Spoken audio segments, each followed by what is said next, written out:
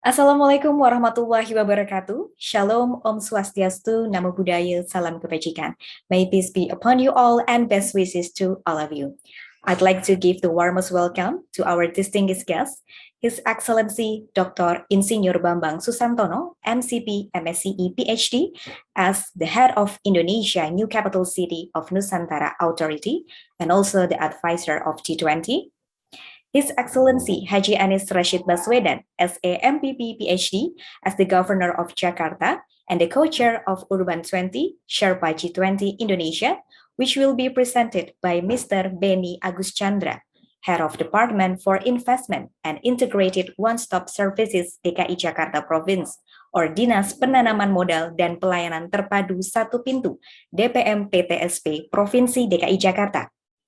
Mr. Nicolas Buchoud, as the President of Circle Grand Paris DL Investissement Durable and also co-chair TFA G20, Professor John Andrew Black, PhD, Emeritus Professor of Transport Engineering, School of Civil and Environmental Engineering, University of New South Wales, and also co-chair TFA G20, Mr. Wang, as the Director of Master Planning and Urbanism, Rambo, Singapore, Mr. Raj Kanan, as the Executive Director, Deloitte Consulting Indonesia, Thematic Coordinator TFA G20, Mr. Edwin Shahruzad, as the President Director of PT Sarana Multi Infrastruktur Persero, Mr. Joko Santoso, as the Chief Operating Officer of PT Marga Utama Nusantara, Dr. Fauziah Zen, Senior Economist ERIA, Professor Danang Parikesit, Lead Co-Chair of Task Force G20, and also Head of Indonesia Toll Road Authority, Professor from Universitas Gadjah Mada, Mrs. Arti Aji, PhD, TFA Deputy Lead Co-Chair and Director of the Economics and Business Research and Development Agency, ERIA or P2EB, Faculty of Economics and Business, Universitas Gadjah Mada, and also the honorable participants who joined the virtual meeting platform. Welcome to the expert panel dialogue on urban infrastructure agenda in G20, the need to establish a global investment platform for urban development projects. This event is held by the Economics and Business Research and Development Agency, ERIA or P2EB of the Faculty of Economic and Business, Universitas Gadjah Mada. This dialogue will be summarized as recommendation in Task Force 8 notes for the T20 communique. Ladies and gentlemen, to kick off this afternoon's meeting, we'd like to give the place to Professor Danang Parikesit to give opening remarks and introduction of the topic, relevance with T20 recommendation. To Professor Danang Parikesit, the time is yours.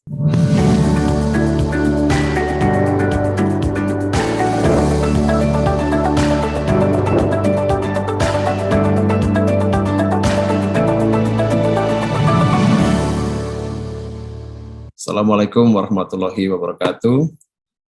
Good afternoon for those in Indonesia, and have a good day to friends and colleagues all over around the world. Thank you for spending your precious time in these 3 hours of meetings of expert panel, attending the sessions on urbanization, city redevelopment, and new capital city development progress.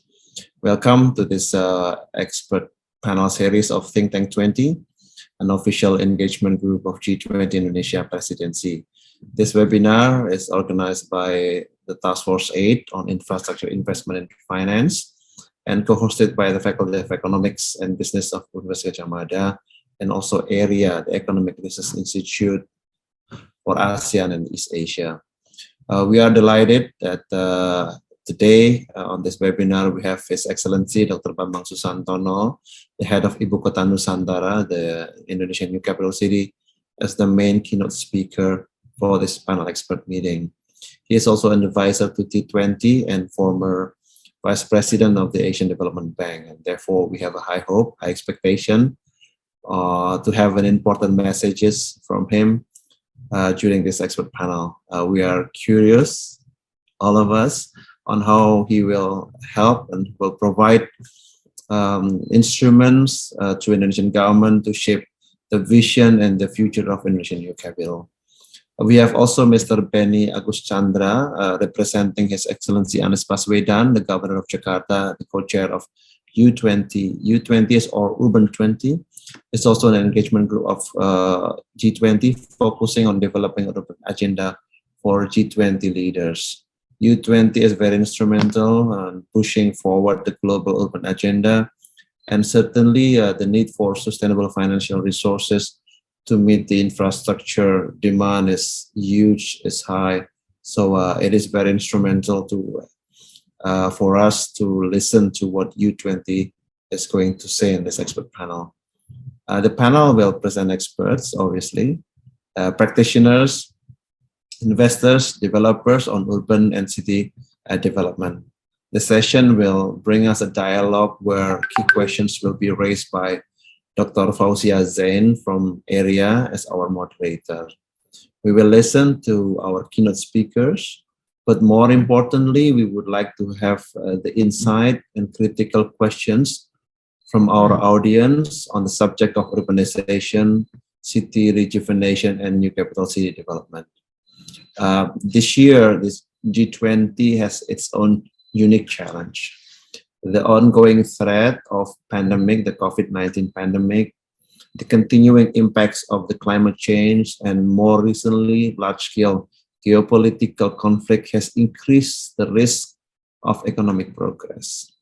Countries have to deal with stagflations, uncertainties, and increasing costs for goods and services.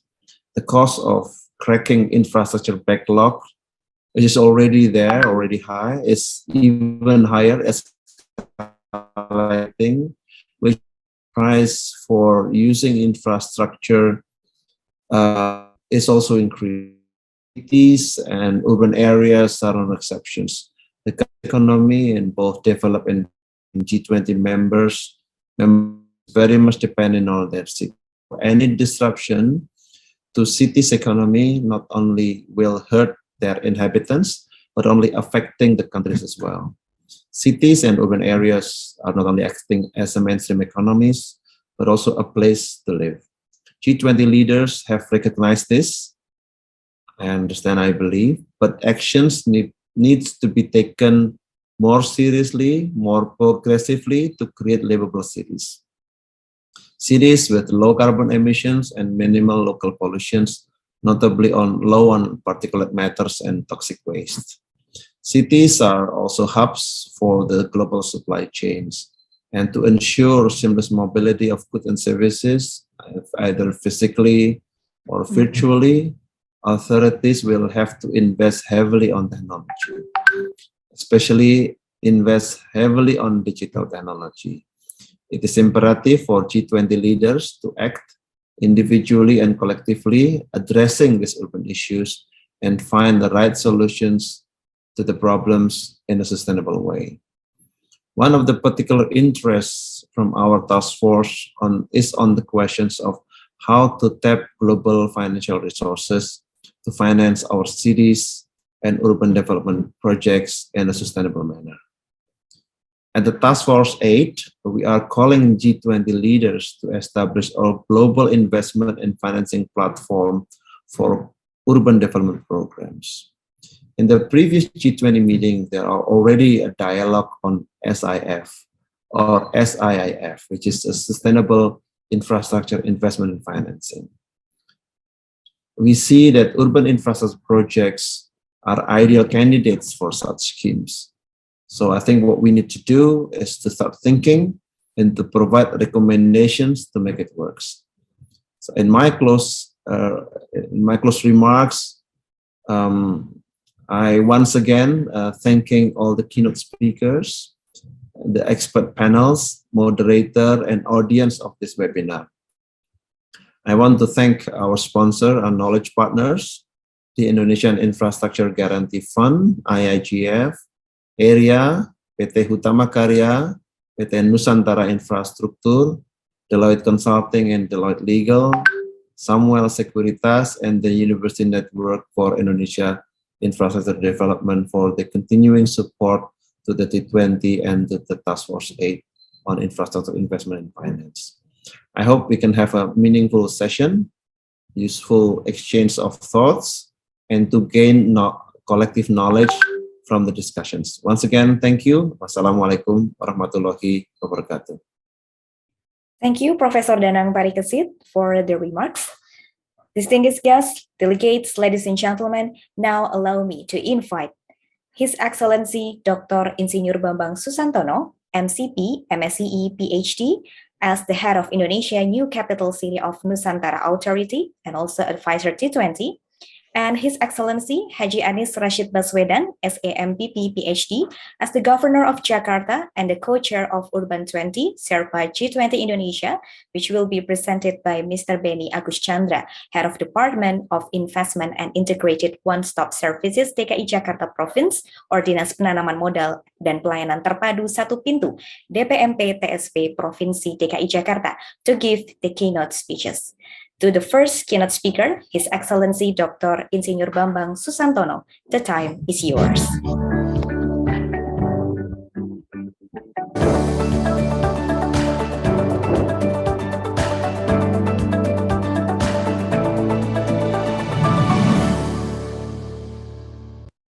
Thank you very much. Bismillahirrahmanirrahim. Assalamualaikum warahmatullahi wabarakatuh. Very good afternoon to all honorable colleagues, friends, and ladies and gentlemen. It is a great pleasure for me to join all of you in these very important discussions. And I think the topic is very timely right now because cities right now is trying to find many ways to recover themselves from the pandemic crisis. May I have my slide, please? All right, next slide. Okay, so let us start. I hope that these issues can be triggering further discussions among the experts today. But as we know, COVID-19 is more just a public health crisis.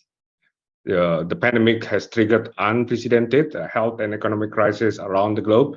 And that also increased the fiscal deficit in cities and also national debt.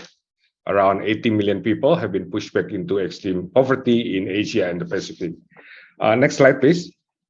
And this crisis is also opening up the Pandora box, especially how urban system, how urban governance will be ready to tackle any shocks in terms of not only economic, financial, but also the health issues. As you can see here, the ranging issues,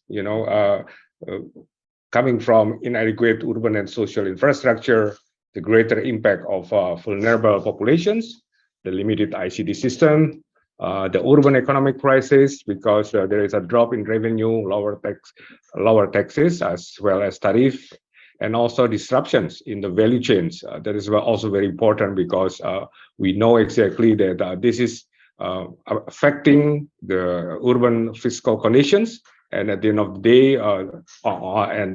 day, they have also to recover themselves, meaning that they have to have more revenues to tackle or handle the widening gap of fiscal structure in the city. We witness also that there are overwhelmed local governments in terms of emergency situations, right? Lack of capacity, for example, lack of readiness, unintegrated, uncomprehensive, and also coordinated way in terms of how they handle the crisis and trying to get out from the crisis situations. Next slide. We know also that many countries are experiencing the lowest economic growth in the last 50 to 60 years. And a recovery in GDP levels in this year has been projected not as a V-shape, meaning that there is no way that they can, directly bounce back from the crisis and be in the normal conditions. And as we can see here, the possibility of them, many of them are still below the trajectory that they had before the crisis or the pre-crisis situation. This means also that for many cities, they are experiencing still a shortage in their revenue side, as well as the increasing demand for more services that they have to provide for their citizens. Yeah. So again, COVID-19 give us a lot of lesson learned that expose the weakness of city management, the urban development, the planning system, and how they implement the plan for the cities. Let me also visit on the next slide what I called before in 2020. Next slide, please. That we are experiencing what we call the K-shaped recovery.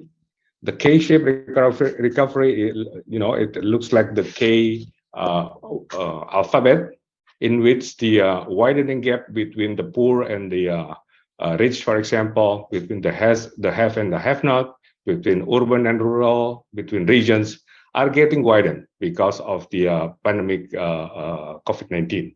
And that's really trigger a lot of things, because this inequality dimensions will impact all the facet, all the situation, all the factors of a city to recover, to be able to recover themselves after the pandemic era. Can I have the next slide, please? Yeah. So you can see from this diagram, there are some people that is also benefiting from the crisis, especially if they have a capacity and capability in digital technology. We also witnessed that some of them are really taking off in terms of their economic situations. But for those who don't have the digital literacy or digital technology and capacity, they are left behind. And this has really created some concern. When I was still in ADB, and also the UN, UNDP, and UN-ESCAP, every year, actually, we publish some report for the regions.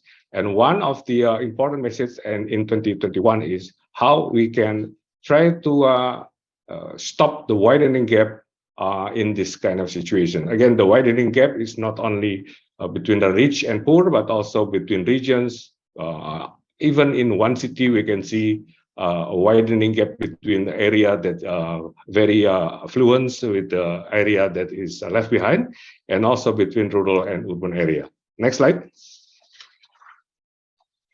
And we also witnessed that a new normal is emerging right now. What will be the next normal?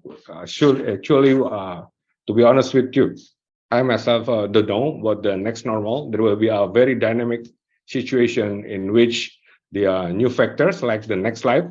Can I have the next slide? The monkeypox, for example, that now is happening and also widespreading around the globe.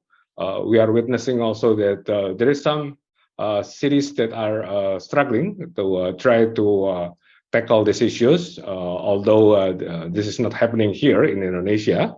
But from the many news around the world and also the WHO, statement, we know exactly that there are right now another kind of pandemic that is happening around the world. And again, our city has to also be able to demonstrate that they are resilient from the health issues like this. Next one. Next slide. So the lesson learned from this crisis, I think we are now witnessing around the world that many cities now is shifting from their crisis management to economic recovery.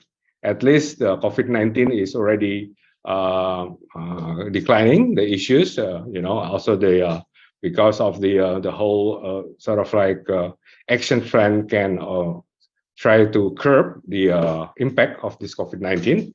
But on the economic recovery, I think that we are still behind what we plan to have. Right? There is a three-pronged approach that usually being taken by city. One is the improving well-being, right? As you can see on the left side, and then strengthening their resilience. They try not only to be able to tackle the economic and financial resilience, as well as the climate change resilience that was happened before, but also how they will make sure that the health issue will not be, disrupting the effort for a bounce back from the economic crisis. The other things that many of them are now trying to do is on the accelerating their economic recovery. But as you can see on the right-hand side, there are also some areas that still need to be done and still need to be concerted, being implemented on the ground, coming from the ensuring health, social protection, and human development in cities, improving their productivity, competitiveness, and nurture innovations. On the innovation, we know that before the health crisis, we witnessed and we projected that the new normal will be a digital era. There are a lot of discussion on 4.0. There are a lot of discussion on smart city, for example. But now with the health, we have to, with the health experience, we have to combine them with the health resilience. There are also issues on the global and local value chains, how the future of job and skill match should be addressed, and also the green, inclusive, and resilient, as well as the smart recovery. Right? Next slide. So if we try to find the relationship between the urban development and G20 main pillars, at least I think we have three. One is on the global health architectures. Second one is on the digital transformation, and the third one is on the sustainable energy transitions. Right? If we see on each topic, I believe that the future panel discussion will try to address this one. But back to the basic, for example, on the global health architecture with the WASH sort of like effort. WASH is water supply, sanitation, and hygiene.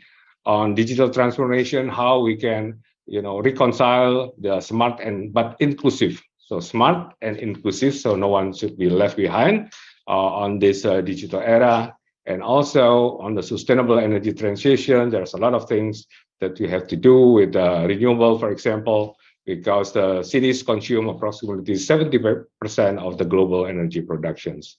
Next slide. We in the new capital of Nusantara, if you can see here, has some KPIs, key performance indicators that relate with these issues. Right? As you can see on the slide, on the global health architecture, for example, we have 100% wastewater should be treated on the system, on the cities. On the water supply, we should have, for example, a potable water available for the citizen of the Nusantara.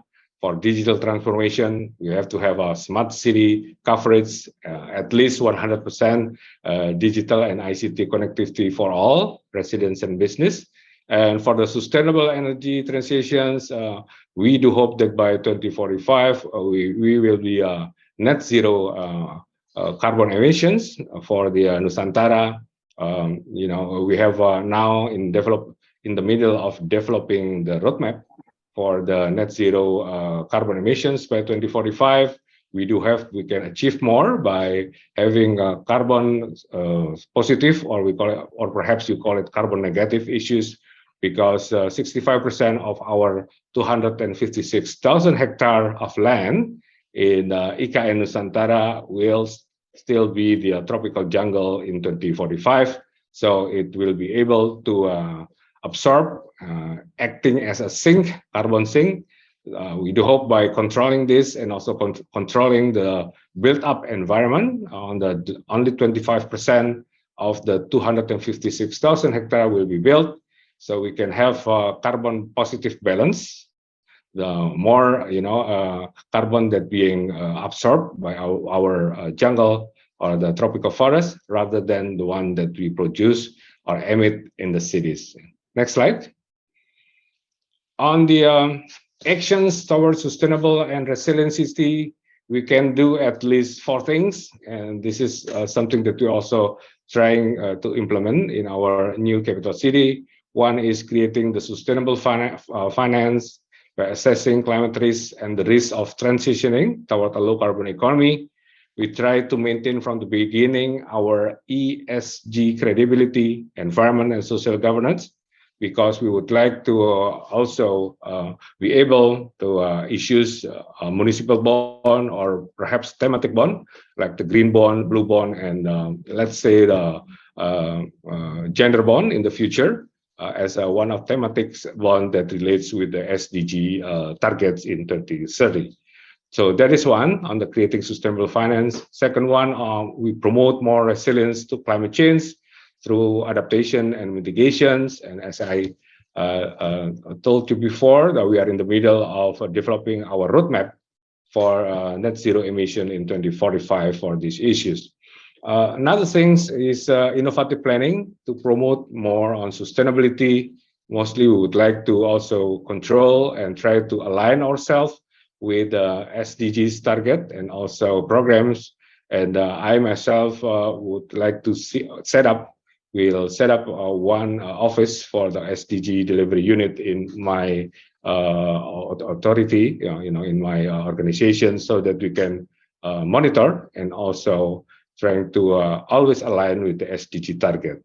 And lastly, on the governance aspect, this is again part of our effort to maintain our ESG credibility, environment and social governance, with the hope that if we can have a good score, if we can have a good credibility in the international market on this ESG dimension, we can have a good access on the international financing sources in the future. Next slide. On the smart city, there are a couple of things that we do for the city, because this is city for the future. We want to have a good ecosystem that enables smart and sustainable cities, ranging from strong policies, access to technology, innovative finance. The skill also very important, because without that one, we don't want to people experiencing digital illiteracy. So digital literacy is one of the high important agenda for us. And also the collaboration, coordination with all stakeholders in the city in developing the smart city will be also one of the main agenda in the future. We are going to implement the IoT, the Internet of Things, using the big data, for example, using AI to really maintain and also manage the city of Nusantara in the future. Next slide, please.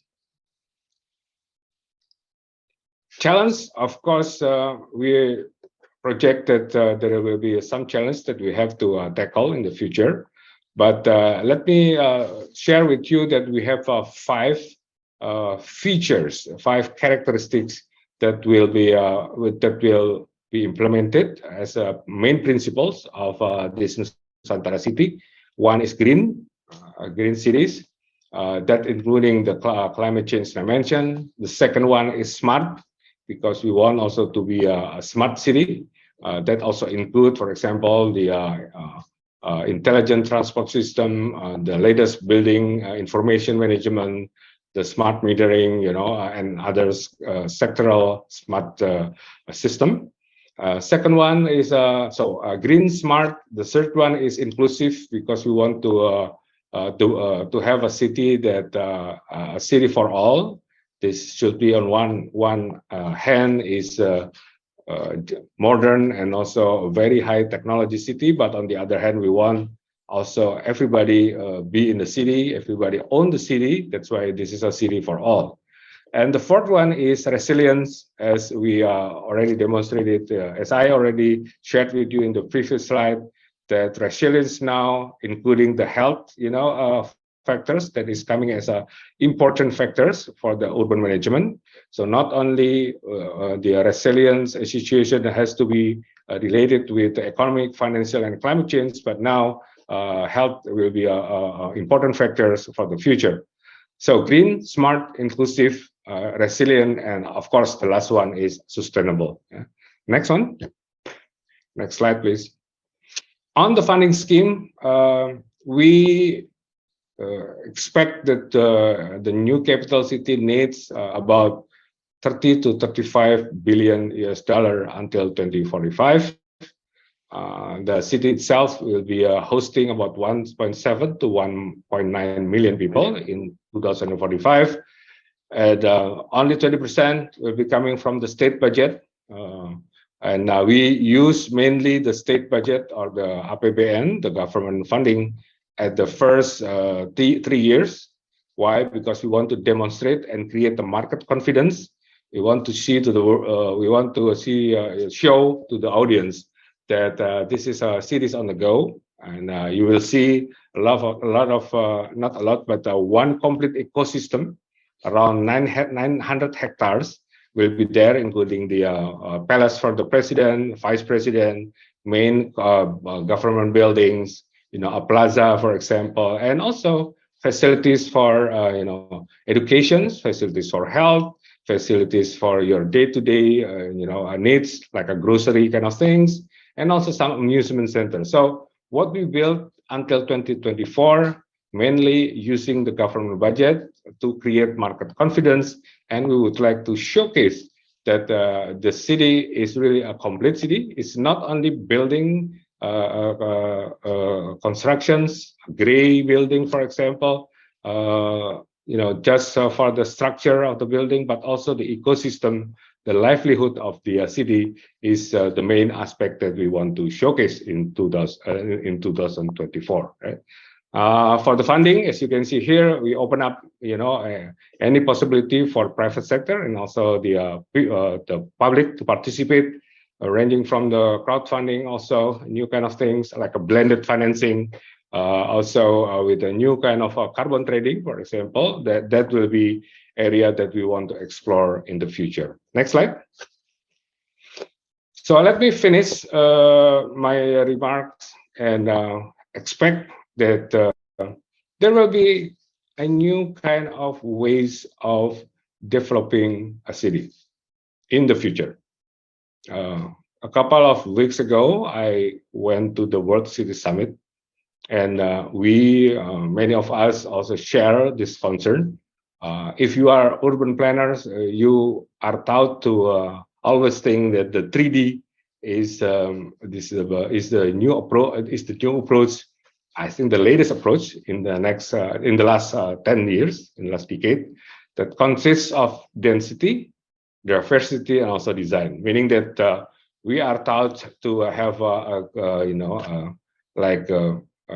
high density area with more mixed use and also a good design that, according to the topographical situation, and build it with nature.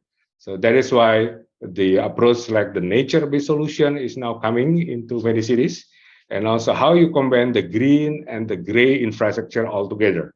Meaning that if you can use the landscape, if you can use the vegetations, if you can use the green area to perform something like, if you want to build a flood control in one area, you may use this, green approach rather than jumping directions directly to build the structure, for example. So density, diversity, and design is the norm for that. But now we have to also include in our approach for the cities the other 2D, and I put this one first because of the climate change kind of situations.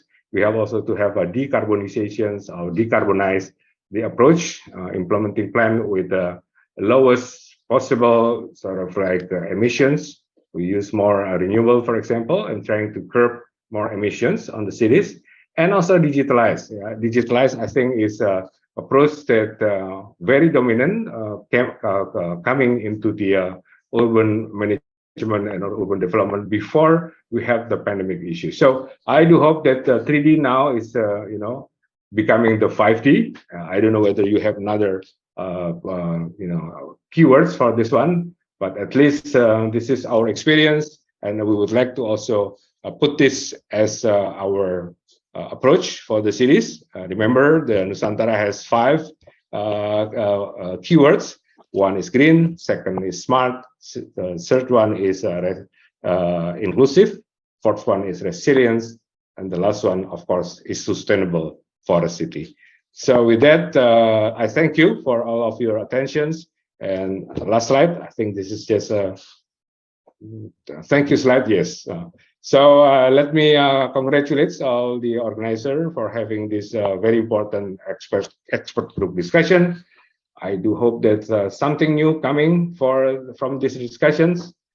Try to put the trigger by asking you to think beyond the 3D, now a 5D. Perhaps other dimensions should be also included in our approach, in our ways to develop, and also to revitalize and make the city not only bounce back better, but in my term, bounce forward better.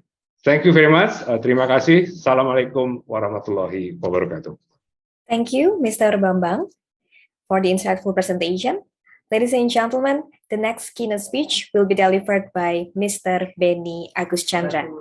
To Mr. Benni, the time is yours. Thank you. Assalamualaikum warahmatullahi wabarakatuh. Selamat siang Bapak Ibu semua. My name is Benni Aguscandra. I am head of Department for Investment and Integrated One-Stop Service, Provinsi DKI Jakarta. And on behalf of Capital City Government, I would like to convey our gratitude to all panelists and participants here today for this excellent opportunity to be invited to the seminar. First, we could not deny the city play a major role in global issues such as climate change, sustainable development, and COVID-19 pandemic that remain current challenge to all of us. The major reason for it is urbanization that happened over a decade now. Urbanization has made majority of the world population live in the city. This phenomenon happened in both Western and ASEAN cities. Due to this situation, urban issue become important and shall not be taken lightly. The mayor and the governor of the undersigned city gather as the U20 commit to delivering a green, open, inclusive, just, and sustainable post-pandemic recovery. All city managers hope that people are empowered to participate equitably and decently in the green economy and live in open city without fear of discrimination, war, or climate impact in the spirit of solidarity, world peace, and with respect of cultural heritage and diversity. Jakarta delighted to chair this year Urban 20, a working group of the G20 cycle together with West Java province. So the U20 city representing G20 member states engaged with G20 and commit to working with national government to address the most pressing challenge our world face. U20 goals have always run toward elevating urban issue to heart of the G20 agenda, developing a collective message to inform the G20 negotiation and issue recommendation relating to priority issue of climate change and sustainable development and finance. This year, under Jakarta chairship, we want to demonstrate that supporting public transport is a crucial recovery and climate strategy aimed to achieve several good things: creating jobs, improving air quality, creating more equity, and reducing emission. The U20 is a platform for us to unite and strengthen our call to G20 national government and speak with the unified voice and message, delivering more impact than any of us can when standing alone. Right now, we are preparing to U20 Mayor Summit, which will be taken in Jakarta from 30 to 31 August, and one of the official engagement group of G20. During the summit, we will deliver the U20 communique to the G20 presidency of Indonesia. This is important document aimed to reflect input from all participating cities and our observers and partners.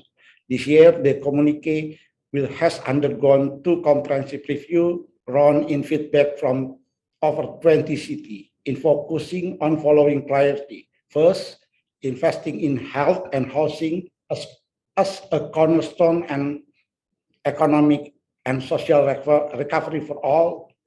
Second, fostering the sustainability, energy transition, and equal access to sustainable mobility. And third, providing education and training on the future of work, give all people equitable access to the job market. Ladies and gentlemen, infrastructure development projects in Jakarta are means of service and realizing justice for all citizens are intended to support connectivity, improve people access to basic needs, and overcome climate change, which in the end will stimulate economic growth and productivity and competitiveness of the city. Today, one of the connectivity problems in the city of Jakarta is congestion. This problem results from Jakarta function as the government, economic, and business center. Although in the future, Jakarta will be no longer function as a center of government, Jakarta will still be the center of business and economy. To support this function, a paradigm shift in transportation development is required. There are potential projects in Jakarta which are in process and being worked on the collaboration with various parties, such as MRT project, LRT projects, Jakarta electric bus, transit-oriented development, and energy efficient appliance. This significant project could not be done merely by ourselves in the government sector. In fact, the government program will only cover half of the target, and therefore uniting collective action with the private sector, be in the form of investment partnership, are the key. It is essential that when we make infrastructure investment, we do so within the framework of sustainable development. Another challenge that still exists in Jakarta is flooding.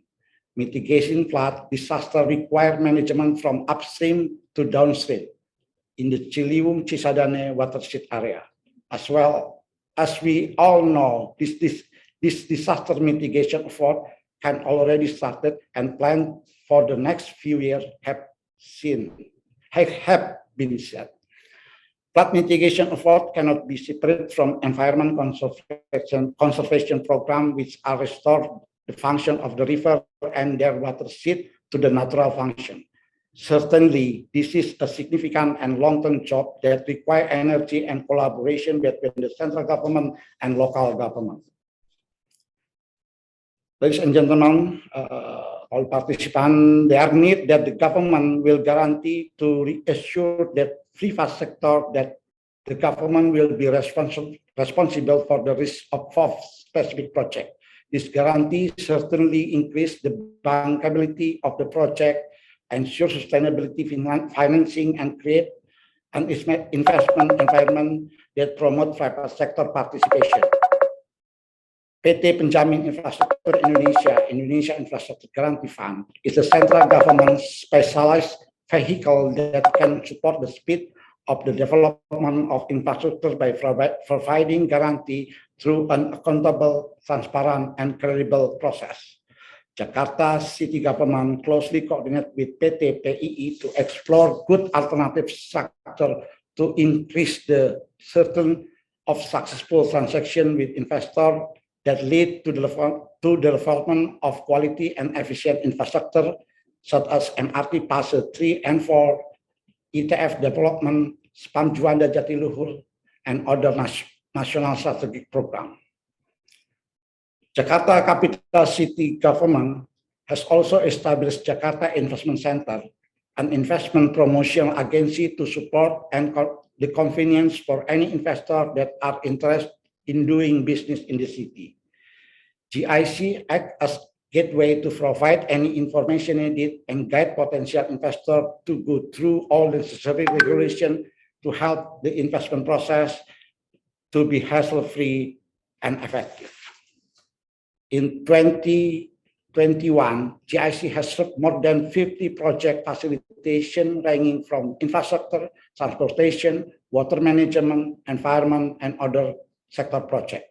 In Jakarta, potential investment project and other supporting information can be accessed through GIC website or direct contact to make it easier and accessibility. As a city of collaboration, Jakarta is reinforcing partnership with various stakeholders to ensure Jakarta development in sustainability. Urban 20 is a momentum for local and national government to have vertical integration, support each other, and to translate the global agreement into policy and program that will be beneficial to our society.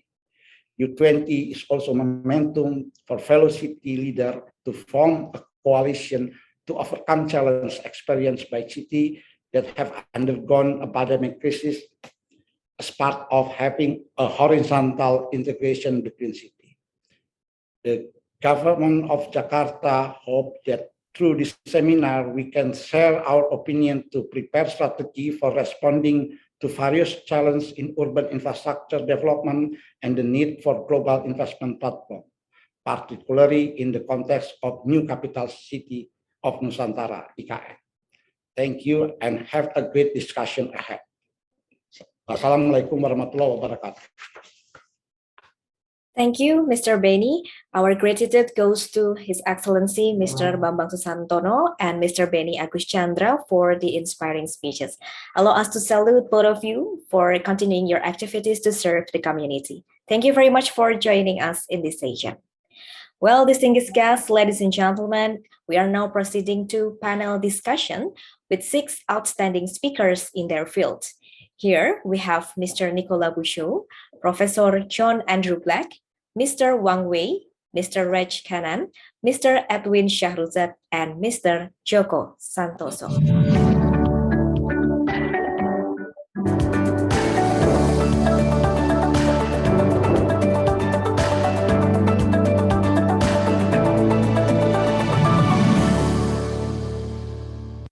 And the discussion session will be moderated by Dr. Fauziah Zen. She is a senior economist ERIA. Dr. Fauziah Zen, would you please take the floor?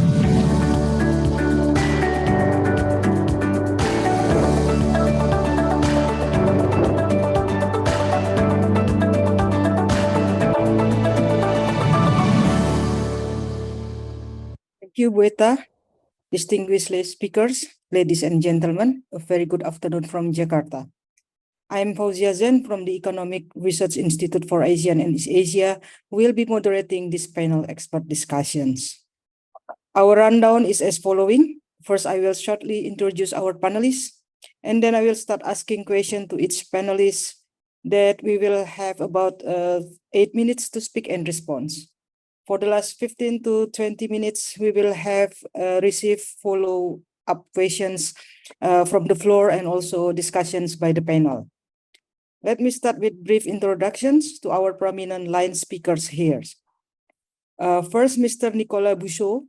He is a trusted expert on complex global urban ecosystems. He is a president and co-founder of the awarded and not-for-profit think tank Grand Paris Alliance and the co-owner of Renaissance Urban Paris. Currently, he is also a co-chair of Task Force 8 of G20 Indonesia.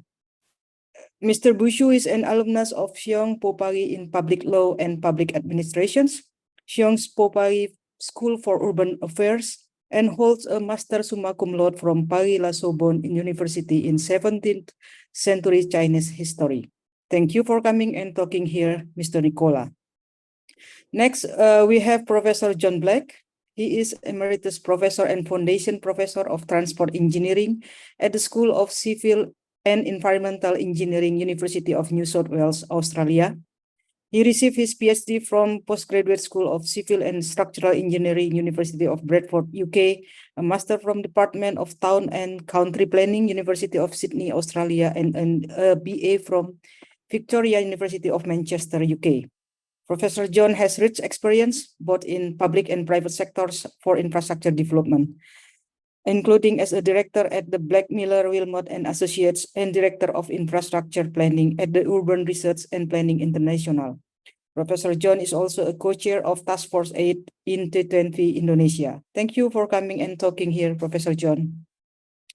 Next, we have Mr. Wang Wei from Singapore. He is experienced in master planning and urban design, transit-oriented developments, and other major developments. He has 15 years experience across Asia and Australia in the Singapore public sector and private consultancy before joining Ramble Studio Dresselt. He received his Master of Science in Transport and Logistics from Technical University of Munich, Asia, Singapore, and a Bachelor of Urban Planning and Development from the University of Melbourne, Australia. Welcome and thank you for joining here, Mr. Wang. Next, we have Mr. Raj Kanan, a partner and executive director, leader of energy, resources, and industrial in Deloitte Consulting, Southeast Asia. Mr. Raj has over 25 years of experience in developing and advising transactions in infrastructure in the Asia-Pacific region. He has advised governments, state-owned enterprise, and private in several Asia-Pacific economies. Currently, he is a thematic coordinator of Task Force 8, G20 Indonesia. Mr. Raj holds a postgraduate diploma in strategy and innovation from the University of Oxford, an executive program certificate in infrastructure in a market economy from Harvard University's Kennedy School of Governments, and holds postgraduate and bachelor's degree in management and engineering from University New South Wales and Victoria University in Australia. Thank you for joining and speaking to us, Mr. Raj. Next, we have Pak Edwin. Mr. Edwin Shahruzad is a President Director of PTSMI since August 2019. Previously, at the same company, he served as Financing and Investment Director and Executive Vice President, Head of Financing and Investment Division. Before joining PTSMI, he served for 9 years at PT Dana Reksa and becoming a director at PT Dana Reksa Sekuritas. Mr. Edwin graduated from the Economics Department of the University of Indonesia. Thank you for coming and speaking to us, Pak Edwin. Last but not least, Mr. Joko Santoso. He is a director and COO of PT Nusantara Infrastructure.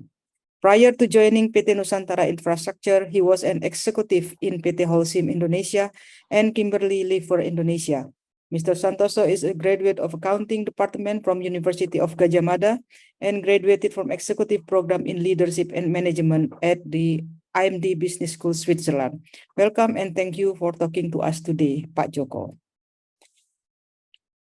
Okay, before asking the panelists, allow me to briefly recall the facts of cities today, as partly already mentioned by keynotes, but this is just brief.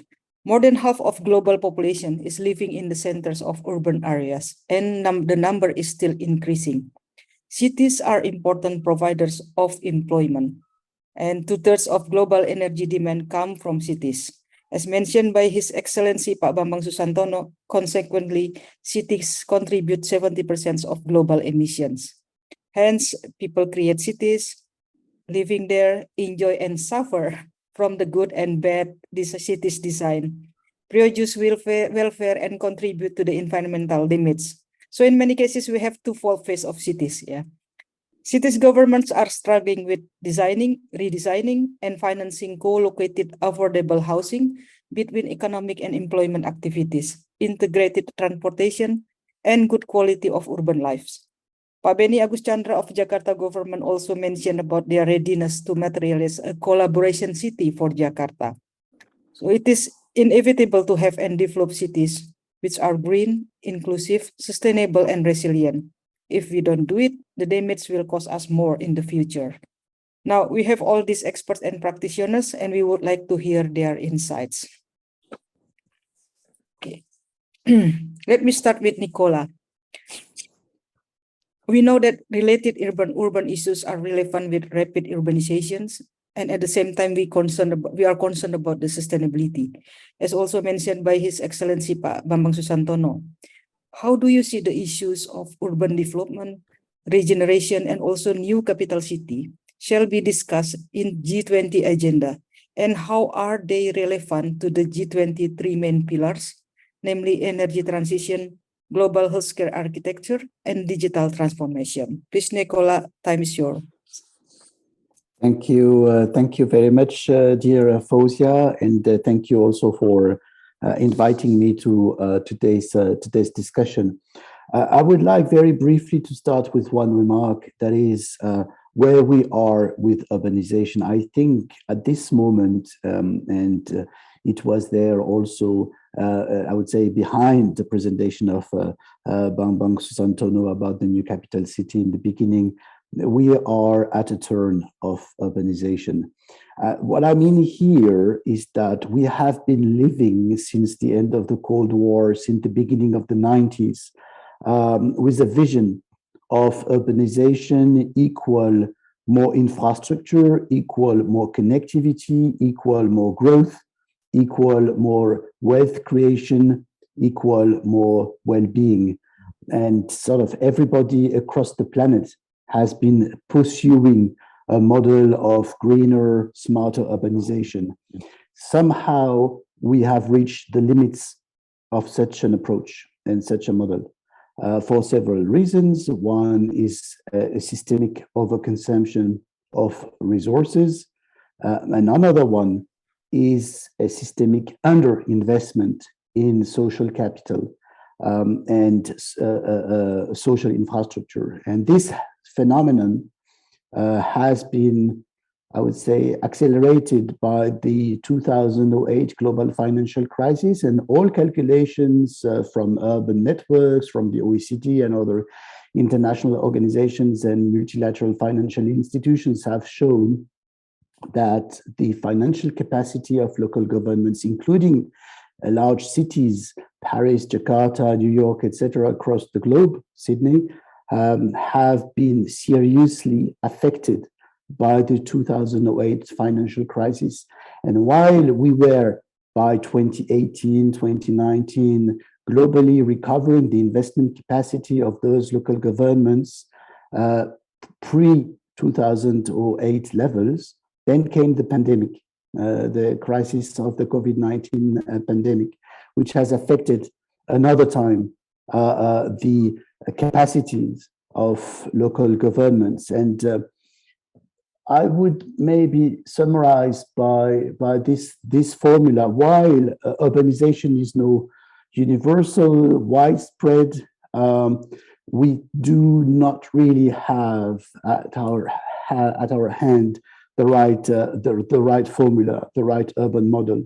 There are more cities, there are more urban dwellers, there are more needs linked with sustainable urbanization, but local governments' capacities has been weakened. We are witnessing a kind of re-centralizing effect, especially nationally. The COVID-19 pandemic has triggered a strong sense, sometimes very much necessary, that national governments should get more in control of everything, a little bit at the expense of a multi-level approach to transformation and sustainability. And at the global level, while there is a very strong assessment that we are living in an urban world, etc., an arena like the G20 has been historically weak in addressing urbanization, not just from a technical or a designer standpoint, but from a macroeconomic standpoint.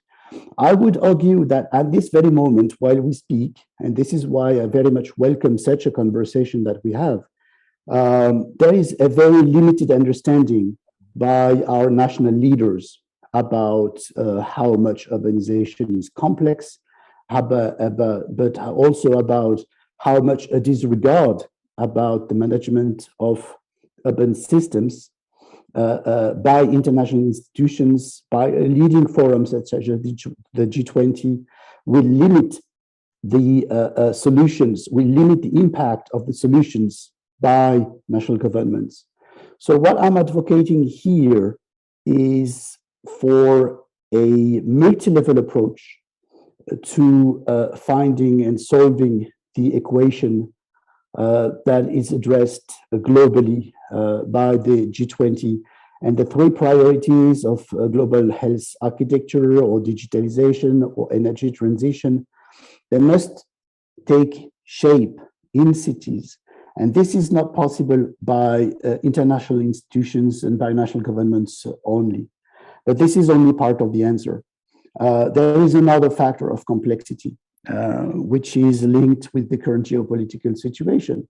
What we can see is while the conversation about urbanization has slowly been emerging in the G20 in the past years, especially accelerated by the creation of the Urban 20 group in 2017, 2018, and by some progress that has been made during the Saudi presidency and further, especially during the Italian presidency of the G20 last year. We'll get back to that in a minute.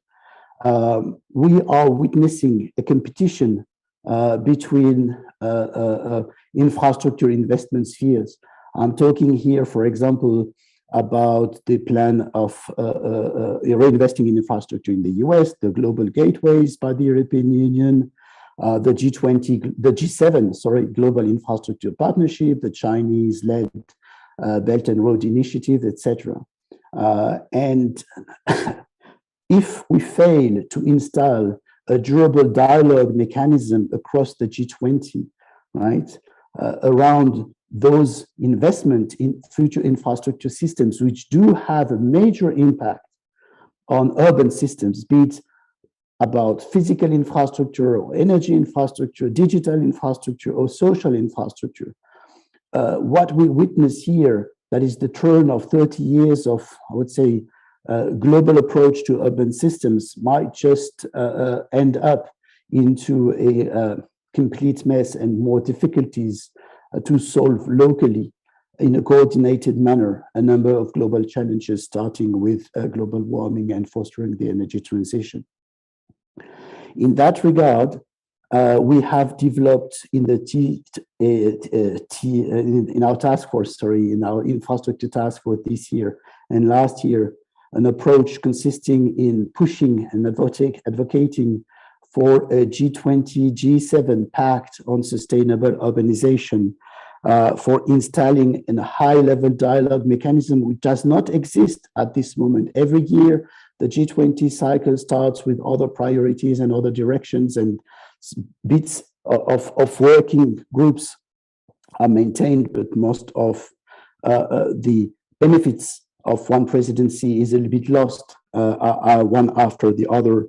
Therefore, the group of think tanks, the group of cities, the group of long-term investors, the G20, the group of businesses, B20, should really advocate jointly, and there is a joint commitment that has been made this year about sustainable finance and sustainable infrastructure, including a vision of urbanization, should really push for governments and ministerial working groups to install such a high-level dialogue mechanism.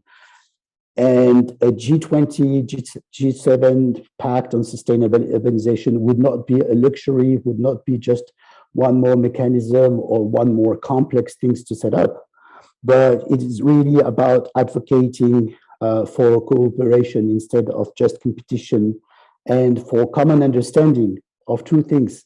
First, something that would be belonging to upstream research. How do you manage growingly complex and interdependent systems? And second, more downstream, how governance and experience and projects can benefit from each other.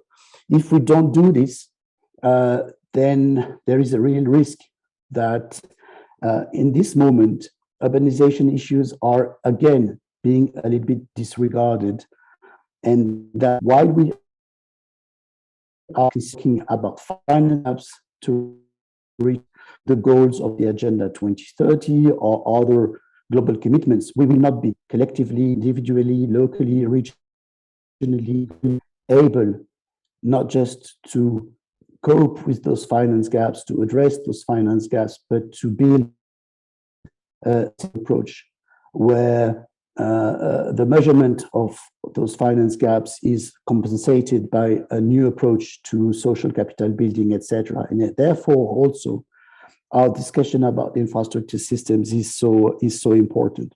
So this were a little bit the couple of preliminary remarks I wanted to share with you about a deep sense and understanding that we are at a turning point, that there are a lot of energy around the table, but also a lot of losses, a need for consolidation, and a need to really upgrade the quality and the durability and the cross-cycle discussions, especially in the G20, and probably also to avoid that there would be one sphere of discussion such as in the G20 and another competing such as in the G7. I insist on that. But those factors are critical, not just for sustainability, green design, etc., but also for peace and common progress. Thank you very much, and I suppose we can get back to those issues during our discussion. Thank you, Nicolas. So I I sense that there's some concerns here on coordinations, consolidations, and moving towards the same objectives among key stakeholders in the G20 for urban infrastructure development. And interesting, I think it's still related with the questions I would like to ask Professor John.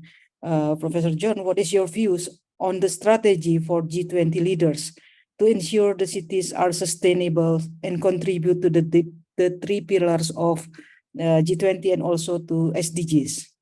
Please, Pak John. Yeah, thank you, Dr. Zen. I've prepared a PowerPoint. I don't know if you're able to put it up on the screen.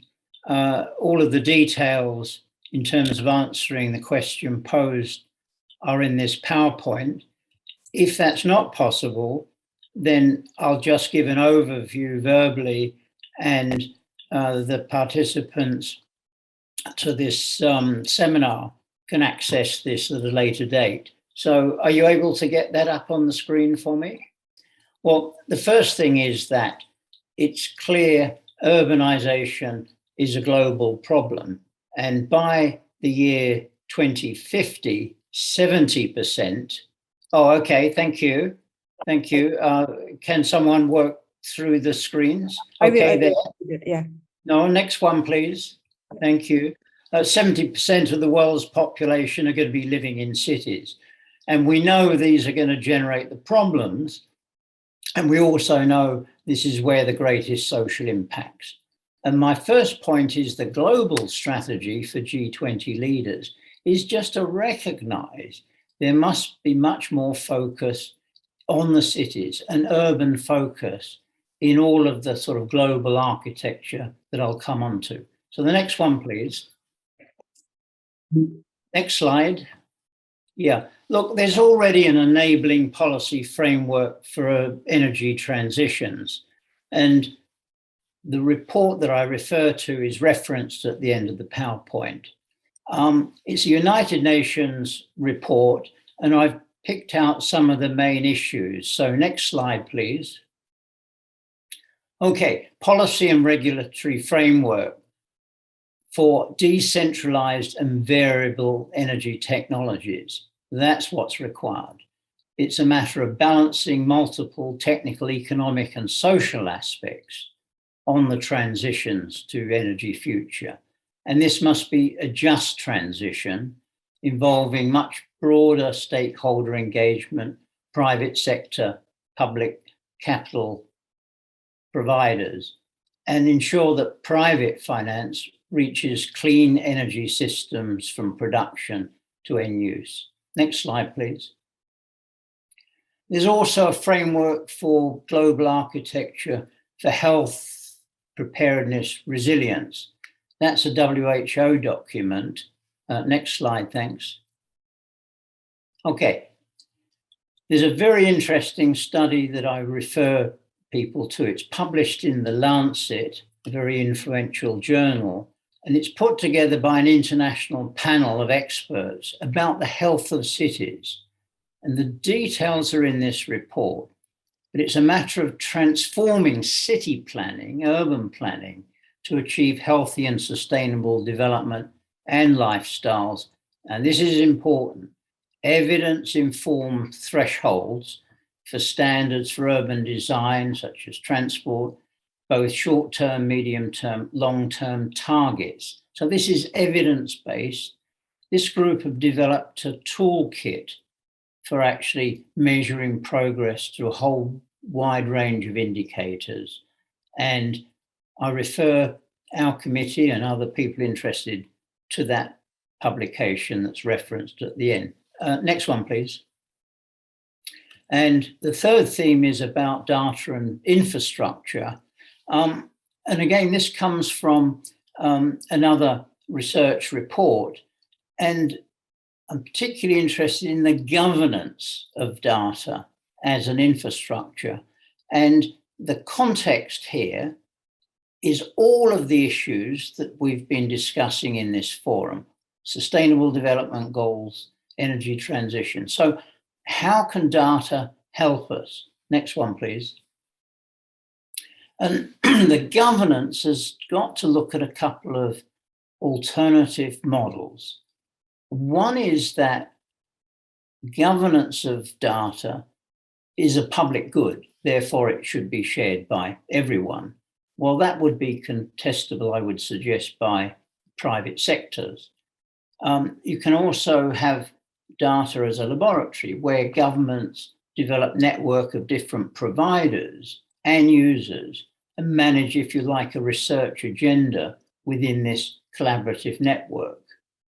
Another one would be to take a more market approach, government as an enabler. In other words, data becomes a marketplace and whoever needs it pays for it, etc., etc. And then the other one is the so-called smart automator system using artificial intelligence and issues using sensors and monitors in real time and to manage a real geographical area. And of course, in all of these models of data governance, probably what will emerge is a hybrid. Okay, next one, please. Okay, 2 more slides to finish. What should G20 leaders undertake as a strategy for cities? And this includes, of course, new capital city development. And that is the concept of agile government. And it's a Japanese proposal where the details again in the reference. But it's very, very similar to, if you like, a systems approach to development. What are the problems? What are the options? How do we evaluate? And so on. And currently this is often done over a lengthy period of time. An agile government is responding to, again, all of the issues around sustainable development goals. But the time frame is much shorter. In other words, problems emerge like the pandemic, like monkeypox, all things coming up very, very quickly on the governments of cities, and they must respond much more quickly. My final slide, please. Next one, thank you.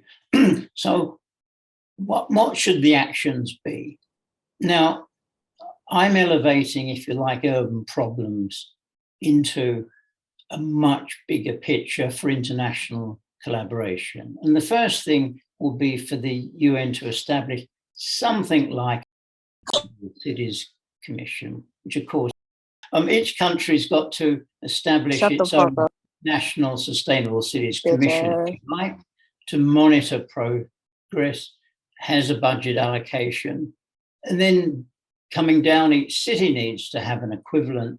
And right at the bottom in the discussion today from Dr. Susantono, he talked about actually setting up a unit to monitor SDG goals. But I'll go a little bit further and say there should be a kind of independent commission that recognizes the drivers in policy objectives, has evidence-based policy analysis, agile government.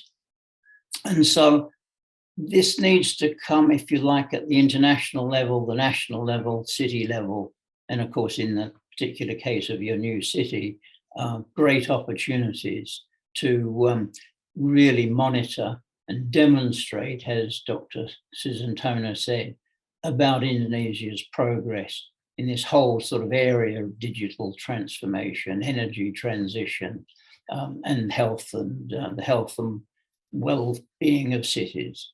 So my final thing is the references, which are available. So next slide.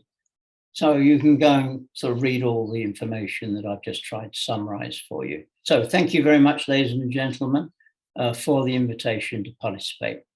Thank you. Thank you, Pak John. It is very interesting, and I think we can have some more follow-up discussions after I ask all the panelists after that. Yeah. Okay. Now we move to Mr. Wang from Singapore. In your views and global experience, what are the main challenges faced by the city and country governments when they decide to implement urban development, city rejuvenation, and develop a new city or town? and how they can mitigate this challenge. Please, Mr. Wang Wei. Thank you, Dr. Fauziah. And hi, everyone. Good afternoon from Singapore. Yep, my name is Wang Wei, and I'm the Director for Master Planning and Urbanism in Rambo Asia Pacific. We are an international engineering consultancy, 16,000 people strong across the world. Thank you for having me today to share a bit about my thoughts on the challenges affecting urban development, especially including urban rejuvenation as well as new cities. I just wanted to just start by just saying that actually Nicolas as well as John has covered quite a fair bit of the various issues that I personally think are really the main challenges for urban development. A lot of the issues that we are talking about is not technical. Technically, there are a lot of solutions out there. The issues that we are facing are actually more institutional, financial, finding the right sense of governance that we are going to ensure that urban development can really take place. So I think that really has both John as well as Nicolas has really set the stage for in terms of setting the background in terms of the context in which we are dealing with. What I'm going to do is I'm going to share slides to talk a bit further. And my focus actually is going to be more on the spatial as well as the physical aspects. And the reason that I want to focus on it is because I wanted to add on to this conversation that we have and to demonstrate that actually we do have the technical solutions that we have at hand. Now, I want to first start that globally, the UN Habitat has already issued through the new urban agenda a set of principles that really guide spatially how urban development could take place. For instance, looking at urban growth boundaries, looking at polycentric forms, looking at urban regeneration. There have actually been very clear actionable steps that we could consider and take in terms of implementing new urban development. The impact of climate change, the impact of the pandemic, the various crises that we're all facing, they do challenge us that we need to think we have a rethink somewhat in terms of urban development. And I think my starting point that I want to add is that fundamentally, all of us, we are all stewards of our environment, stewards of the urban environment, and that this requires that as planners, as designers, as builders, as people financing urban development, we need to think about this quite judiciously. So what I've done is to start with a framework. I call it the 3 R's, in which we can think about some of these potential solutions or some of the how we could really rethink urban development looking forward. Centered on restorative, resiliency, as well as regenerative. And what I'm going to do is I'm just going to cover very broadly on all of them, on the principles involved, share a bit of some of the examples, because I think to cover them in full would be actually going to take up like more than an hour. So I'll just go through them very quickly. So I'll just start with restorative first. Essentially, this is a concept that I think because of the pandemic is something that's been quite critical, and I believe that John also spoke a bit about it, which is really about the concept of creating an environment that really facilitates health and wellness. And we need to ensure that this goes beyond just the physical, but also looks at the mental, the social, the communal as well. And this is a concept that's really adapted from a recent book called Restorative Cities by Jenny Rowe and Leila McKay that was released. Really, the idea is that we are thinking about how we can create places that support play, that support delight, supports therapy, even activity and community. So to showcase that, I've just got two very broad concepts about how urban development could be used to really transform communities, build communities even. So this is a project that is in Accra in Ghana, whereby there was an existing drain that had to be redeveloped, and we used the infrastructure that was going to be redeveloped and conjure and conceptualize it as a new space to really allow for communities to be connected. And this was really important because it was about thinking about the new urban forms, thinking about the new markets, the new social spaces that would be important to really connect and stitch together the community. Another example that's in Singapore, and I think the importance of water and landscape and nature is very important about creating a sense of play, of discovery, of delight, essentially. And this is actually found in Bishan Ang Mo Kio Park, where these elements really contribute to supporting mental health, physical health activity goals as well. So let me move to the second point, which is about resiliency. That's also been touched on by many speakers. Really, we are talking about an environment that is able to absorb, to recover, as well as to prepare for future shocks. And I took this definition from the OECD on their website on resilient cities. And really, it is about the concept of creating places that will support diversity, that will support adaptability, flexibility, essentially about catering to disasters, to exigencies, and really about being able to provide alternatives. Pegging with this is also important for us to really think about longer term. How do we plan and future-proof even our cities as well? And I think that's something that's going to be quite critical, especially when combating climate change. And here in Copenhagen, in Denmark, they experienced a very massive flood a couple of years back, and that really challenged the city to sit up and to think, how can they really better prepare themselves? And so a massive study was undertaken to see what sort of infrastructure could even be doubled up, including the use of park space, road spaces, to really be used as detention areas during future heavy rainfall. So really, this is about how do you actually future-proof your cities against what we call a physical, against physical calamities or physical disasters that could take place. On the economic side, there's also a need to really think through about how we can provide a multitude of spaces that will cater for not just the industries and the businesses of today, but the industries and the businesses of tomorrow. And in the Punggol Digital District in Singapore, we had actually worked on the development of a new precinct that was also integrated with the upcoming university to see how the spaces that could be provided there was sufficiently flexible to allow for some of these changes to really take place. Lastly, I just wanted to talk about regenerative, and the focus here is really about contributing to ecosystems rather than consuming. And also, how do you actually really repair environmental damage? Essentially, how can we really add more to nature rather than take away from it? And I adapted this from a book called Regenerative Urban Design, Ecosystem Mimicry. And really, the focus is about how do you really establish and bring nature, living systems into your cities, places where biodiversity can still be allowed to thrive. So in a project in China, in Shanghai, where there was really an existing patch of land that was vacant, and the authorities were looking at how to redevelop it. And apart from redeveloping it as a new upcoming smart city, there was an opportunity to really think and reintroduce nature. And this new forest was something that was going to be integrated physically, spatially into the city so that workers, residents could also enjoy and access the forest very easily.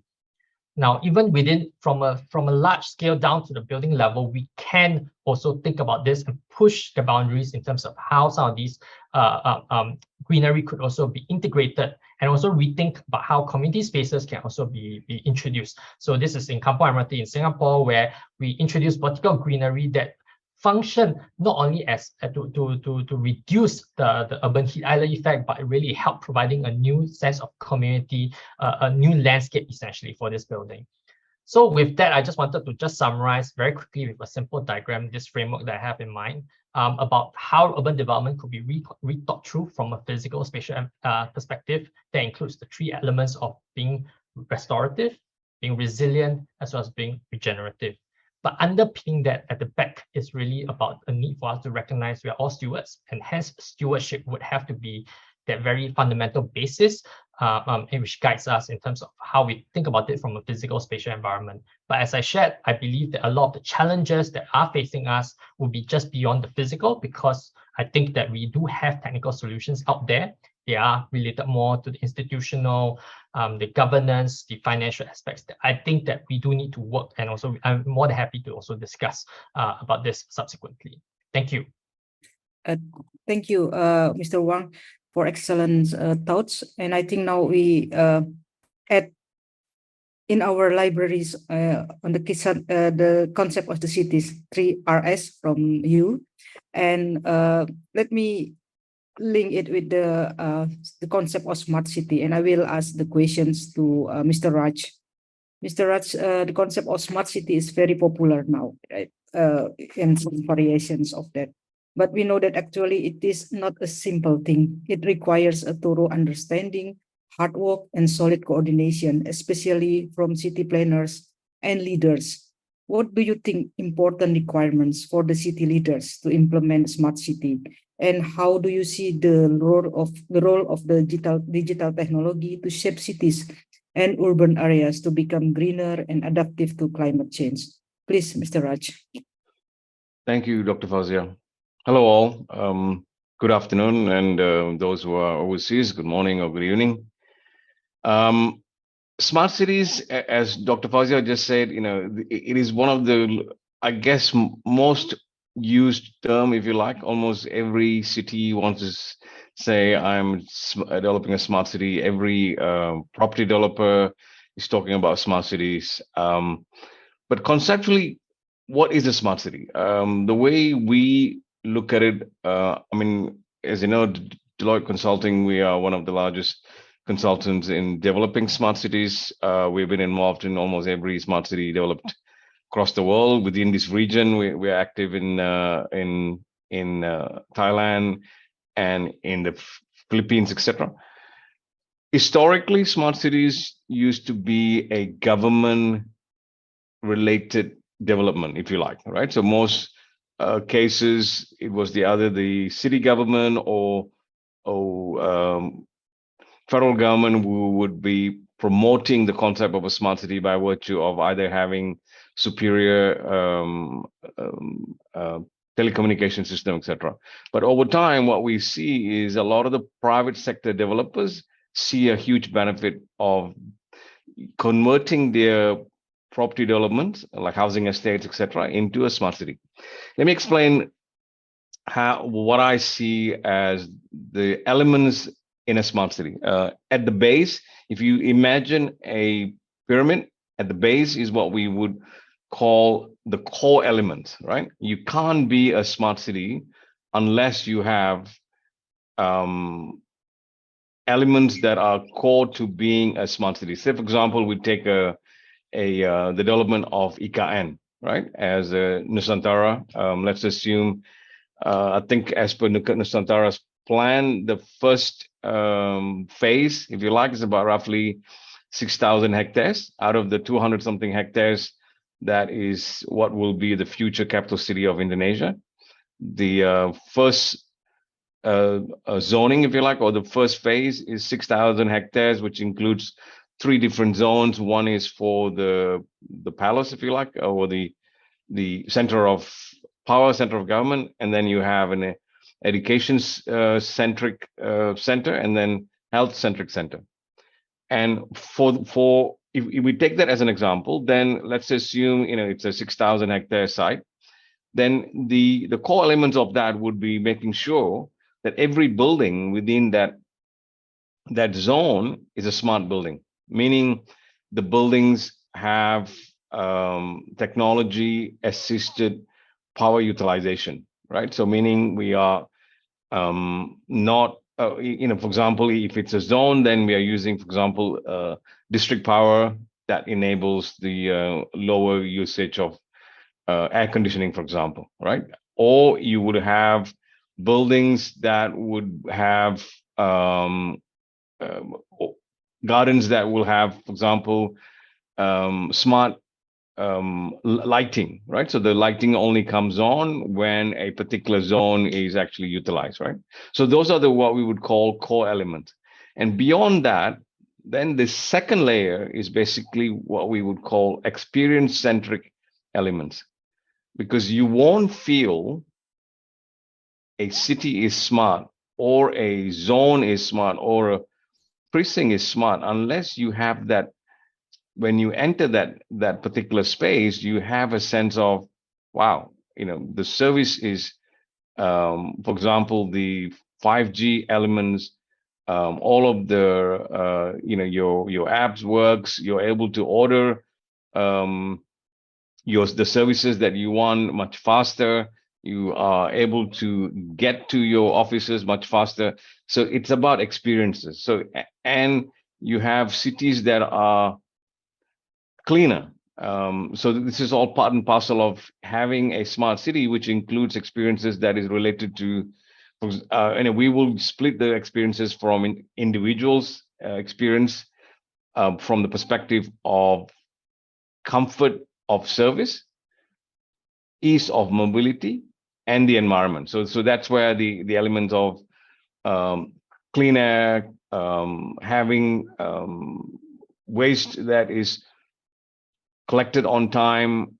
So, for example, some of the projects that we have implemented in even existing cities, which is not easy when you're implementing smart features into an existing cities. We've done, for example, in Cascais in Portugal, we converted the entire waste collection by virtue of creating an app where every citizen within that city now uses a smartphone and the collection. So anyone in the city can, via the app, inform the city government that there is, say, an abandoned car or an abandoned garbage, and that is then collected immediately by virtue of the fact that it's all linked. And when the person takes a photo and sends that, the system within the Cascais city knows exactly where it is, right? So therefore, much faster, quicker reaction, etc. So that is on the experience level. And then at the top of the pyramid is what we would call connective elements. The connective elements is basically, if you're having a city, it's about having two components. One is connectivity, meaning being able to get from point A to point B in the easiest possible way. If you are building a public transport system, you want to make sure that the public transport system ends somewhere where it can connect to get you to your last mile. I mean, we've had experiences in a number of cities where, you know, a brand new railway is built from the airport, and the railway in the city from where it stops to where you want to get to the house takes 2 to 3 hours, and that is not a ideal connectivity element. So part of the smart city features, those are the things that we would focus, that you not only have the first mile connectivity, you also have the last mile connectivity. So as city developers, you have to think about, you're not just building an infrastructure for the sake of infrastructure. You're building infrastructure because you're providing a service, and the service at the core element of smartness is connective element, right? And then the other part of the connective element is making sure that all systems are actually linked. And I guess, I'm sure most of you have heard the term digital twinning, which is very, very popular now.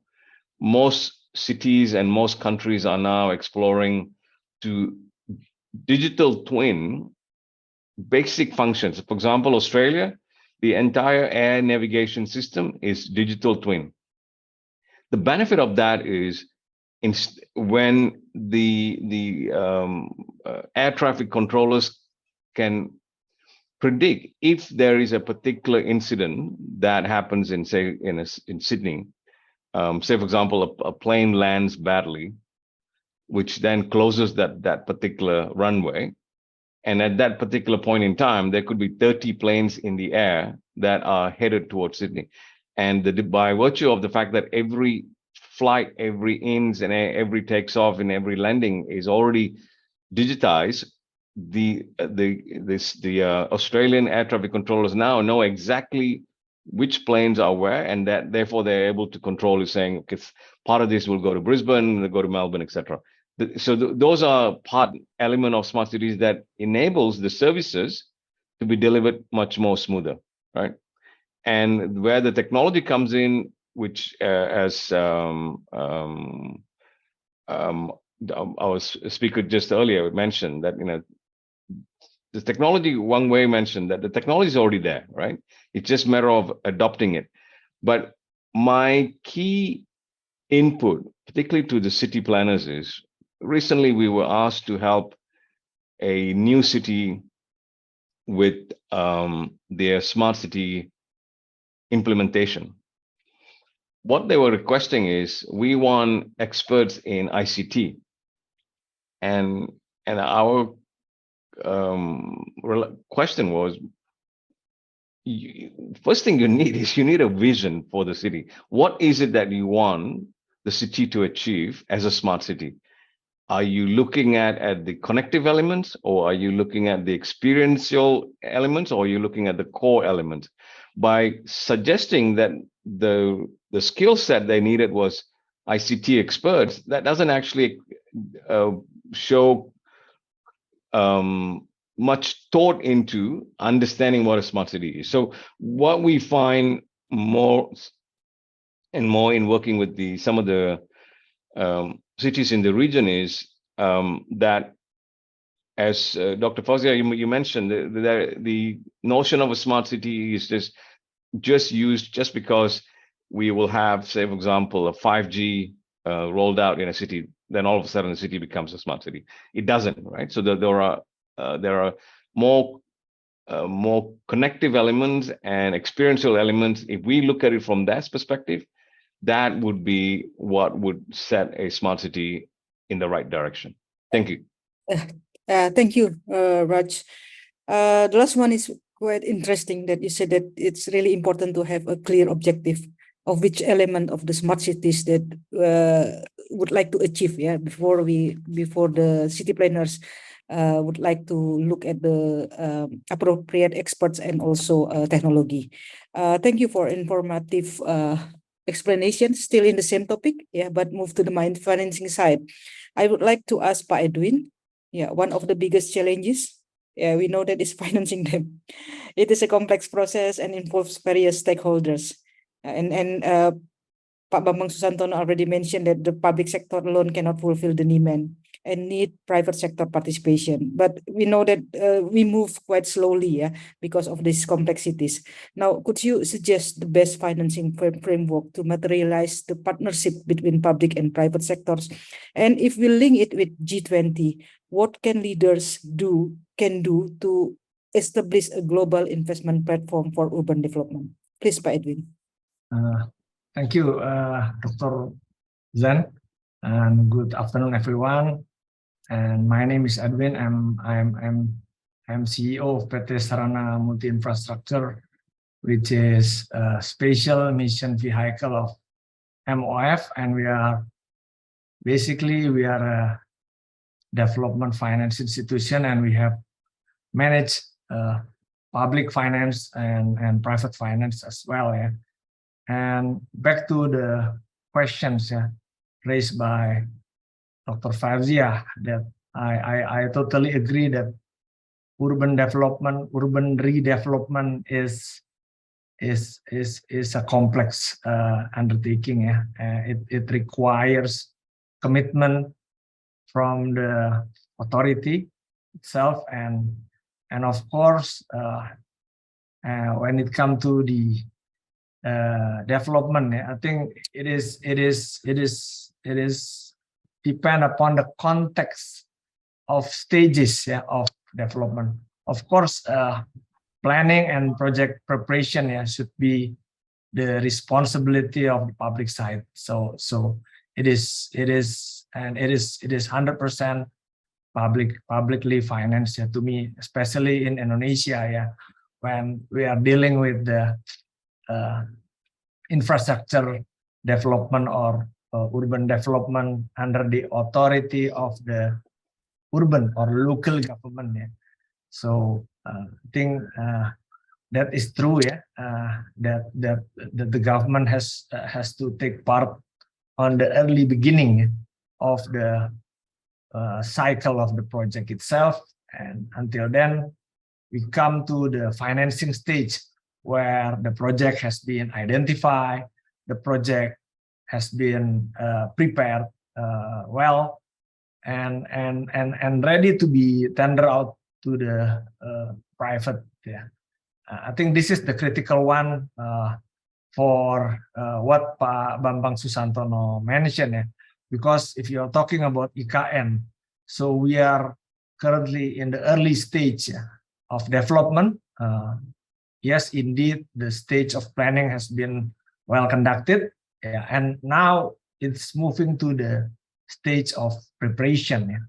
Not only identifying right projects with the right modality, but also finding the finance for such project preparation in such way the project can be tendered out and be conducted under a PPP modality. I think that's the most important thing, and everybody aware of that. And when we talk about project preparation, then we go back to the context of the project itself, yeah, whether the project or the especially urban development project is economically viable but financially not viable, whether the project can be rescaled or descaled in such way it can go ahead with the economically and financially viable and ready to be tendered to the project, to the private side. And I think that goes back to the, call it a fiscal space, or what you call it, the APBD, or in the context of local authority, and it go back to the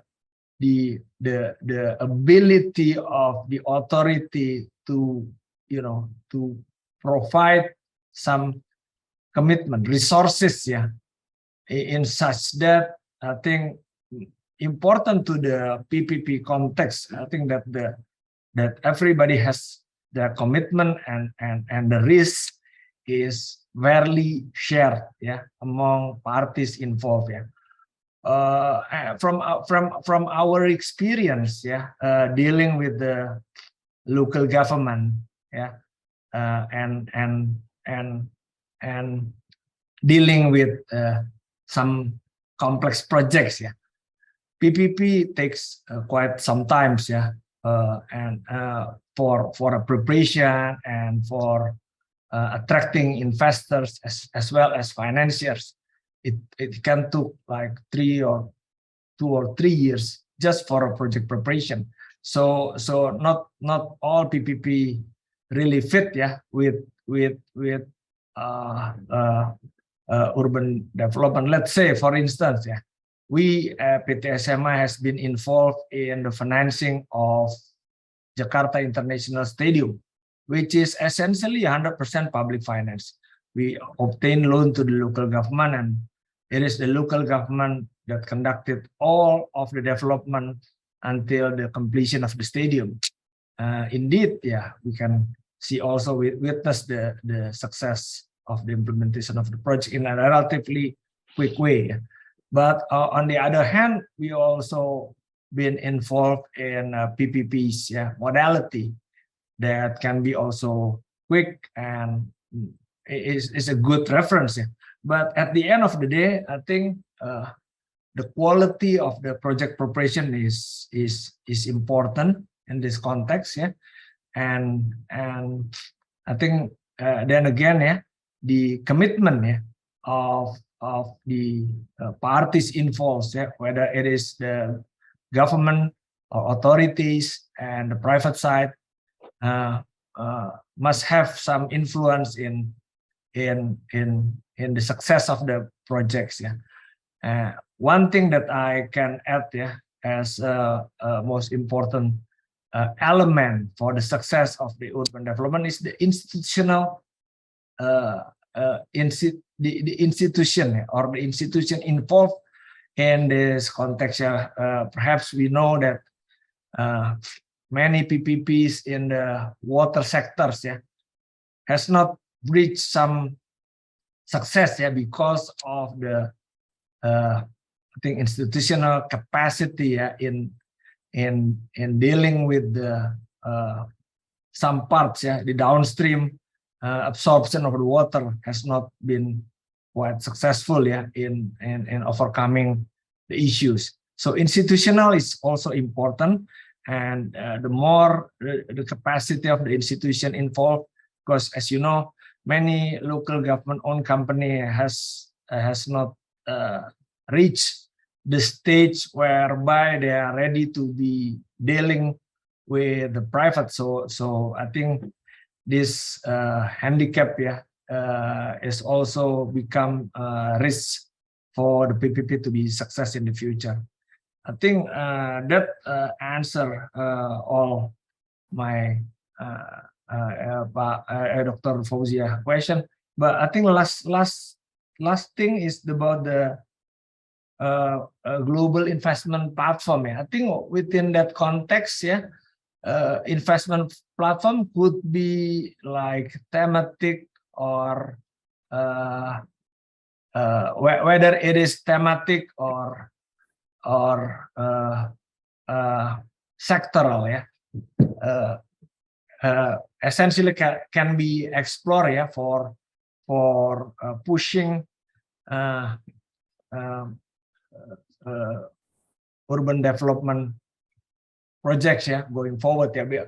As far as I know, I think PT SMI has developed an SDG Indonesia platform, yeah, which is essentially a blended finance platform, a thematic for SDG projects. It can be under public finance modality or a private finance modality, as long as it is dedicated for an SDG purposes. So I think collectively it can go, yeah, it can be successful in achieving some part of the need for urban development or urban redevelopment. Yeah, and I think that kind of platform can be replicated, yeah, anywhere else, yeah, and as long as the mission of the objective of the platform is they have the same mission, same vision, and of course same understanding about the modality, yeah, and the right, we call it, if that is with regard to the private finance, the right asset class, yeah, targeted asset class, then it can go successful for helping, yeah, cities to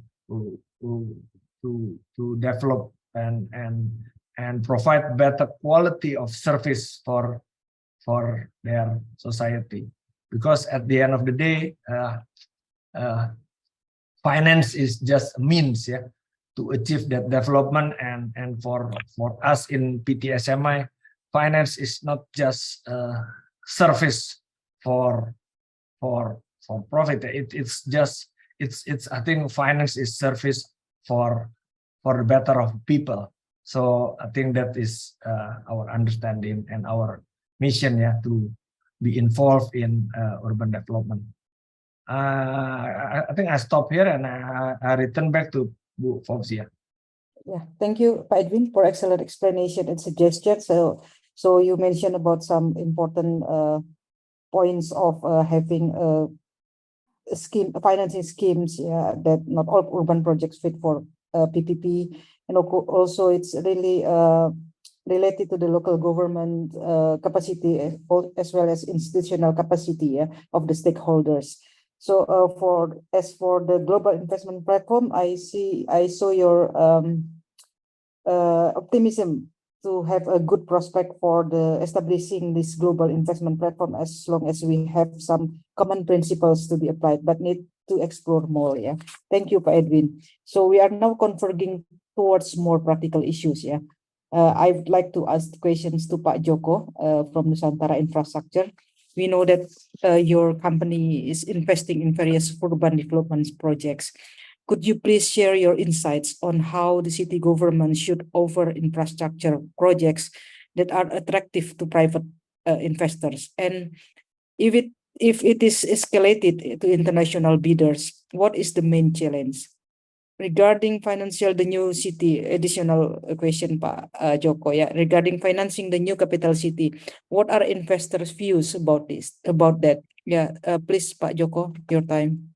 Okay, thank you, Bu. Is my voice clear enough, Bu Fauziah? Yes, clear, Pak. Can I have the slide? Okay, thank you very much, ladies and gentlemen. Very precious opportunity and an honor for me to join this very interesting and very important webinar. We have learned and hear a lot from our previous expert on the urban planning, on the finance, on the development, and so on. Now, I would like to share some perspective from the investor. Before sharing this perspective, allow us to share the brief of the company. Next. Okay, so we actually a company who engage and focus in the infrastructure business activities. Currently, we serve in two major infrastructure area. the transportation and utilities. In transportation, we have and operate 4 toll roads, 2 in Jakarta, 2 in Sulawesi, and also we are working together with Pelindo, serving in the seaport. In utilities, we are having 3 operating water utilities and also 2 renewable power plants. Yeah, we have listing in Indonesian Stock Exchange. Our asset today is nearly $440 million. Okay, next. This is just an overview of our location and across the country, from North Sumatra, Sulawesi, Kalimantan, and also in the Jakarta. Okay, all right. Now, please next. Okay, so interesting to understand and involve in the discussion on the IKN. I think Pak Bambang Susantono already have very significant information about the idea how to build a new capital city. And in the same time, Pak Bambang also highlighted how the new IKN need a participation from various sources of funds, either from state budget or the private. If I may try to highlight, is actually the state budget occupy around 26%, and the remaining is contributed from the private. The state budget mostly will be allocated for the construction of the state police, military facilities, land acquisition, military base, and so on. While the private expected to be involved in the development of their such of health facilities, the public housing, university, toll road, seaport, and so on. I think now we understand actually the private participation, be it in the PPP form or the private sector direct involvement itself, it will accounted nearly 74% from the total budget allocation from 466 trillion. Yeah. So it's quite significant and huge investment, and it takes some consideration how to make it happen. From our perspective in investor and operator, we would like to share some couple highlights. Okay, please next. Okay, typically I think if we are seeing from the investment opportunity, we see the typical degree of the risk and also the involvement. If we start from the high risk one, is about the direct privatization or direct involvement. But if we see from the lowest degree of the risk, we can serve as a partner from the government to design and build. But if we refer to the previous information, due to the limited availability of the fund, so the involvement of the private sector is becoming obvious, and there are typical participation of the private sector, be it in the operate and maintenance, build and finance, BOT, develop, build, finance, maintain, operate, and until the concession. In our case, in our group of company, we actually have some experience in the concession area, which actually we absorb quite significant risk of the long concession. If we are talking about the toll road development, we are dealing with the 40 to 50 years concession, and then along the way we need to sustain and we need to make sure that we can survive during the ramp up, during the payback period. Apart from that, if we are talking about the renewable energy, we have around 20 to 30 years concession. So talking about the infrastructure, definitely involving a lot of consideration for for us to go to make a bold decision to step into that investment. So I would like to highlight several more concerns from our perspective. Please, next. Yeah. So basically, for us to make sure that we are keen, we are how to work out the investment process. We've been hearing a lot in terms of the presentation and ideas that the government plan to build a lot of building, housing, urban development, especially in IKN. Definitely there is a lot of sub-supporting infrastructure that need to be installed. The road, probably the airport, and some others municipal infrastructure. We definitely in the position very keen to involve. But of course, we are a private sector. There are some couples consideration that we truly need to be take into our consideration. The technical viability, the commercial viability, feasibility, and also the acceptable legal framework. It's very interesting to highlight these three components because in several PPP projects that we observe, somehow there is an experience or a story that actually not all of the PPP project is commercially viable for private investor to step in, or not all the PPP project is have a sound legal framework.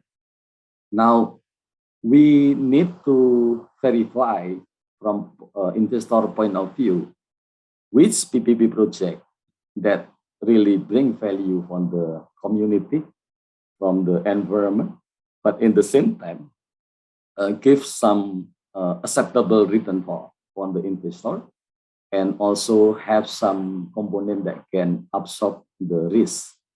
Because once we are commit into the investment of the infrastructure project, we are committed to very long period.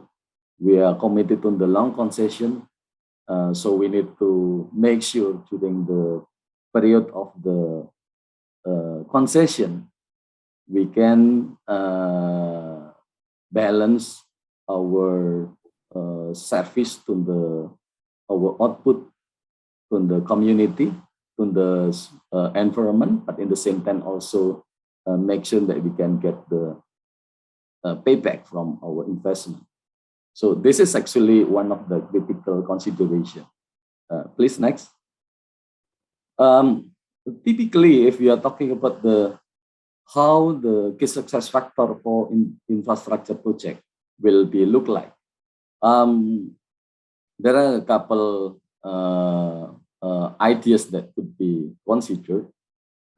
Firstly, the project that offer, if we are talking about the PPP from the government, it should consider a well-prepared project. A well-prepared project, what I mean here is actually having supported with the solid market research, with the solid commercial ideas about where is the revenue generation, a solid a background about where will be the technology or CapEx will be involved.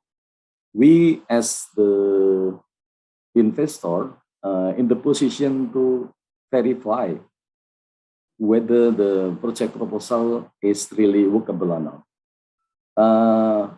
In several cases, we are experienced that the workability of the proposal is really attractive for us because it's provide a very clear legal framework.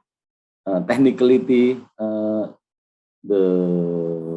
issues is still manageable, and we also see there is quite fair, the commercial scheme.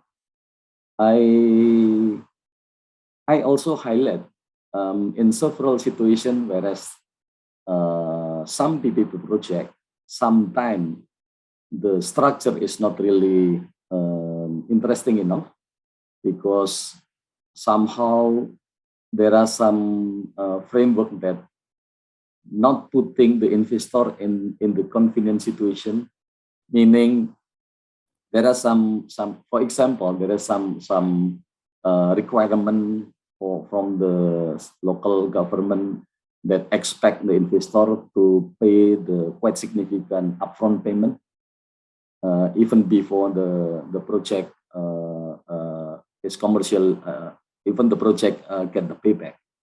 So this kind of thing that giving us the concern. Apart from the project proposal, the project financing, of course, is mentioned by Pak Edwin, sorry, from the SMI. Project financing is one of the critical point that helping us to helping us to proceed the project. Yeah. We also consider that actually the project for such of the big project, definitely the investor would like to have a partner. We are looking the overseas partner, and we were also looking some local partner also. Having the suitable partner is one of the critical key to make sure that we understand what is the key challenge on this business. Yeah. So this is general overview in terms of the key success factor of the project. Please next. Okay. Now, why I would like to share this? I think this is quite significant for us to understand when talking about the infrastructure project to support the urban development. The urban development need some basic infrastructure, like the road, the airport probably, and so on. Whatever the basic infrastructure typically have a certain stage. First, the preparation, construction, and operation. If for example, we are taking the airport development, seaport development, or even in the toll road development, during the project preparation alone, it will take some while and also quite substantial development costs, yeah, for the investor to make sure that this is really worthwhile and worth it to be considered and execute. Once the preparation already completed, we got some indication that project already showing a very good payback, very good return, and then we start the construction. During the construction, we understand a lot of money, a lot of fund need to be spending, and it might take a couple years. If the toll road we are talking about, Pak Danang knows very well, from 2 years to 3 years to 4 years, assuming all the land acquisition already completed. But after the 4 years of the operation, definitely there will be some ramp up of the volume. This is the step that actually in the operator, the toll investor, or the infrastructure investor have to prepare sufficient cash to absorb to cover the cash deficit on the shortfall until we arrive in the certain years that the cash is already sufficient to cover all the operation and generating the profit. So this actually a typical timeline of the infrastructure on the basic infrastructure project. So why this important? So I would like to bring to the next slide, please. Making the project running actually is involving multi-stakeholders. In the case of the toll roads, for instance, we are dealing with the regulator, with Pak Danang. We are dealing with Bina Marga. We are dealing with the self-support, our sponsor, because we need to fulfill the self-equity. We need to deal with the lenders. It could be local bank, could be SMI, could be foreign bank, and so on. We deal with the contractor, and also we deal with the O&M vendors. So there is a lot of stakeholders that we have to put the puzzle all together, make all these components into such of the solid business plan, a solid operation plan that can generate a revenue and value on the company. So this is really a job that need to be worked out, and for some extent it takes some time, effort, and a process, and to make sure that we are completed with this, it takes some reservation of the timing.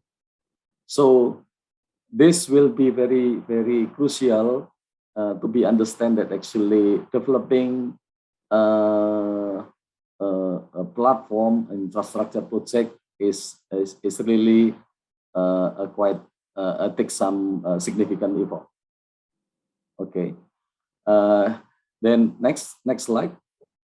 Now, once the project is running, what also need to consider actually to make sure the project is still delivering a favorable return, we have to consider and manage our construction costs. The construction costs and also the financing cost is accounted to 70 to 85% of the total cost. So if we cannot manage this, then we have a cost overrun. Then definitely the viability of project will be impacted. It may happen in the toll road, it may happen in the renewable energy, it may happen in the airport, seaport, and so. So understanding this actually is really make us aware that actually developing infrastructure project is really need a very prudent preparation, prudent calculation, and also make a proper risk mapping and mitigation. And please go to the next slide. So this is just give you, gentlemen and ladies, about the snapshot about the cost component. We take this from the from the how the component of the construction cost and interest cost on the whole project of the investment of the infrastructure. Okay, please next. So how should we move from here? Yeah, I think I recall the question from Fauziah that actually how should we give some insight to make sure that the development of the infrastructure to support the urban development in IKN work well. From our point of view, I think there is a couple points that need to be taken into account. First, whatever the project offered to the private sector, it shall be considered to build in the form of the strong business case. What does it mean, the strong business case? We understand to penetrate or to involve in the such of the quite substantial infrastructure investment. It will involve a quite substantial investment, and there is a lot of item, a lot of preparation, a lot of studying that we need to conduct to make sure the project is worth it to be proceed. And if the government can provide a quite clear business model of the project offered to the investor, it will be easier for the investor to verify and validate. Yeah. And then next is about the friendly fiscal and monetary policy. And then friendly and fiscal monetary policy, we would like to highlight actually typically the infrastructure project involve a very long investment. However, we are facing the same tax level, the same tax rate, and the commercial interest rate. So we are thinking that actually if there is quite incentive on these two, it will help us as an investor. And then I would like to highlight the project procurement and structure. The highlight of this actually, we are thinking based on the experience, the project need to be established and structured in a way is acceptable from the commercial point of view. To check this, actually, it's also we need to make sure that actually the project is developed using the international practice, so that we can invite many investors, either local or foreign, to participate in this development. So the rest is actually on the equity financing, project funding. I think Pak Edwin already mentioned about that. So I think there is more or less the highlight from our perspective from investor. So hopefully by sharing this insight, we can develop a better consideration how to attract investor to participate in the urban development in IKN. Thank you, Bu Fauziah. Thank you, Pak Joko. So I think the last one is very interesting, that a strong business case derived from the objective of the sustainable finance investment with the proper support, yeah, from the public sectors, yeah, and also of course the business environment. Okay, we have some questions from the floor, but I would like to have two questions. First, one questions to Nicolas, Professor John, and Mr. Wang. Yeah, so there's some. Pak John also mentioned it, a just transition. Yeah, it is one important keyword in designing and implementing transition towards green infrastructure. There are many key aspects about this just transition, but I would like to highlight the issues of the transition impacts on urban poor. For example, because of rezoning, abolishing, or transforming old infrastructures which are not green. Yeah. So we need government intervention to ensure the benefits of green cities are inclusive. And it is also related, of course, it's also related with the fiscal capacity of the cities and the other influential factors, yeah, city zoning situation, the rate of urbanization, etc. Now, my question is, how should we put these issues in the context of G20 Green Urban Platform? Should, for example, the leaders set and adopt certain principles? And how do you expect the real contributions from advanced economies towards emerging and developing countries transitions? So this is more on G20 context, what we expect from you. Nicolas, John, and Wang. I start from Pak John. Professor John, yeah. Sorry, you're still mute. Yeah, okay. Yeah.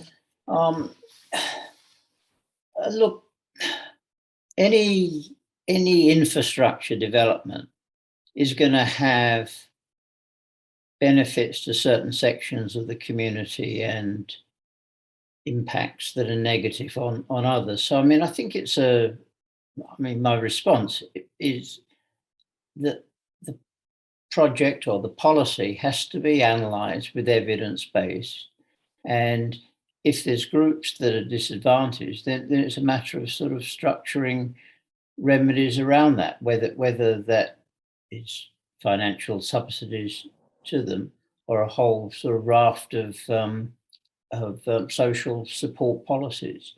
I think that's about the best I can say. I can't say anything specifically about green infrastructure. I think it's a question across all infrastructure. Thanks. Thank you, Professor John. How about you, Nicolas? Yes, thank you, Fauziah. First of all, one result of many research that has been conducted since the outbreak of the COVID-19 pandemic has shown a tremendous inequality in access to the benefits of natural environments or to nature in cities, be it in developed countries, be it in emerging or developing countries. This inequality is a matter of health, is a matter of public health, is a matter of a collective well-being that has not been sufficiently addressed. So in many cases, you can see very smart design of parks and etc., but the benefits of such green amenities are not equally distributed. And when I say are not equally distributed, it's a complete understatement. In fact, most of urban dwellers do not have access to such amenities. So that's the first point. The second point is that I completely agree with the idea of not just transitioning towards low carbon or green or smart or whatever, but something that was not included in most smart city approaches over the past 20 years, not to say never included, is precisely the issue of inclusion and the issue of a collective well-being and the issue of addressing the poor, lower income parts of the communities in cities, because usually they are not well represented, and informal economy has been disregarded as part of the overall urban economy. And therefore, I think the smart city model is not adequate to address such an issue, but the reorganization that we have seen in the past 18 months, especially in the G20, with the links regarding quality infrastructure, including social spillover effects and sustainable finance, is a way to overcome this. The third point I would like to highlight is the issue of two issues. One is linked with housing, the other is linked with key urban services. Housing is a global issue. Of course, it's a local issue regarding zoning, planning, policies, bylaws, etc. But housing markets have become more and more globally integrated, and they are driven by globally integrated real estate markets, which do pay very little consideration to social housing needs, lower income household housing needs, etc. Therefore, in many cases, be it in the global north or in the so-called global south, we can see high-end, sophisticated projects which do correspond to all the good ratings and standards, but they do address a very tiny fraction of the population. And for this reason, the same with urban services. Those items should be on a priority list for a global investment platform, as is the topic of today's discussion for urban development projects in the G20. We'll finish with this, but in the past 18-24 months, we have seen a growing understanding of national governments because of private sector pushing, calling for urgency, because of the civil society, because of cities, because of think tanks, saying that we can no longer work with the existing pattern of urban development that do not address the issue of not just the urban poor, but the fact that a large portion of the population is being confronted to rising difficulties, especially in sync with the COVID-19 pandemic. And it was well assessed during this discussion that we have not finished with either health risks or other socio-economic and geopolitical risks factors. We need to not only change the parameter, but we need to build on the good bits and pieces which are being scattered around the G20 discussion. And in this, I would like to conclude by saying that the G20 Indonesia is a little bit at the crossroads and could make a difference or not, especially cognizant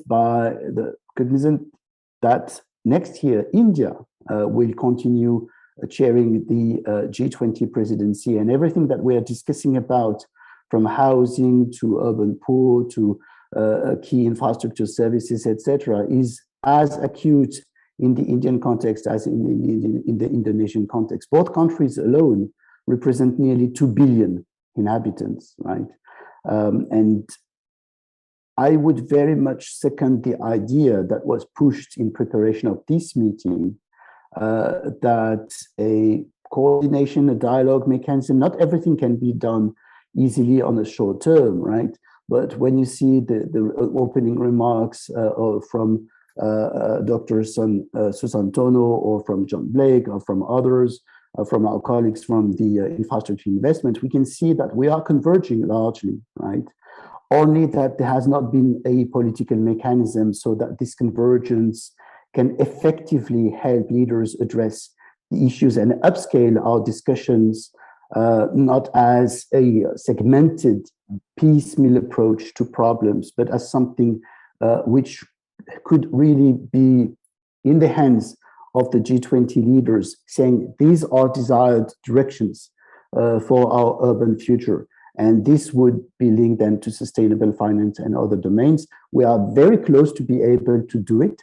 If we don't do it this year, probably this will be a lost opportunity, despite the fact that many organizations, public and private, think tanks, researchers, etc., are looking towards such policy solutions. So I'm really calling ourselves to be bold in the next couple of weeks, so that this kind of approach can be effectively devised and included in the Bali Leaders Summit final declaration, not to mention the T20 communique. Thank you.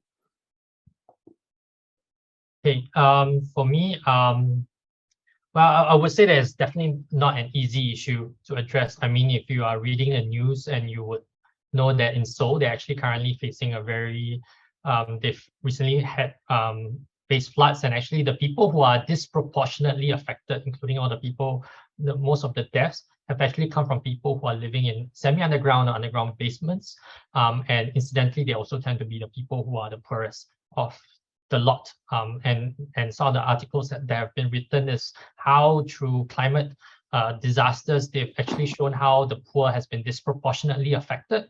So I really just echo what both what John has also shared in terms of thinking about financing. I think that for me, there are really three things that are in mind. I think the first is really about directive financing and being directed towards the right entities, as well as the right situations that we are trying to address. I think the second part has to do with governance, and in terms of the types of regulations, including planning regulations that we may want to introduce to support it. For instance, like whether there's a need, I think we spoke a bit about housing, and whether there's a need to think about, well, not just affordable housing, but affordable housing, but also attainable housing, and what does that mean?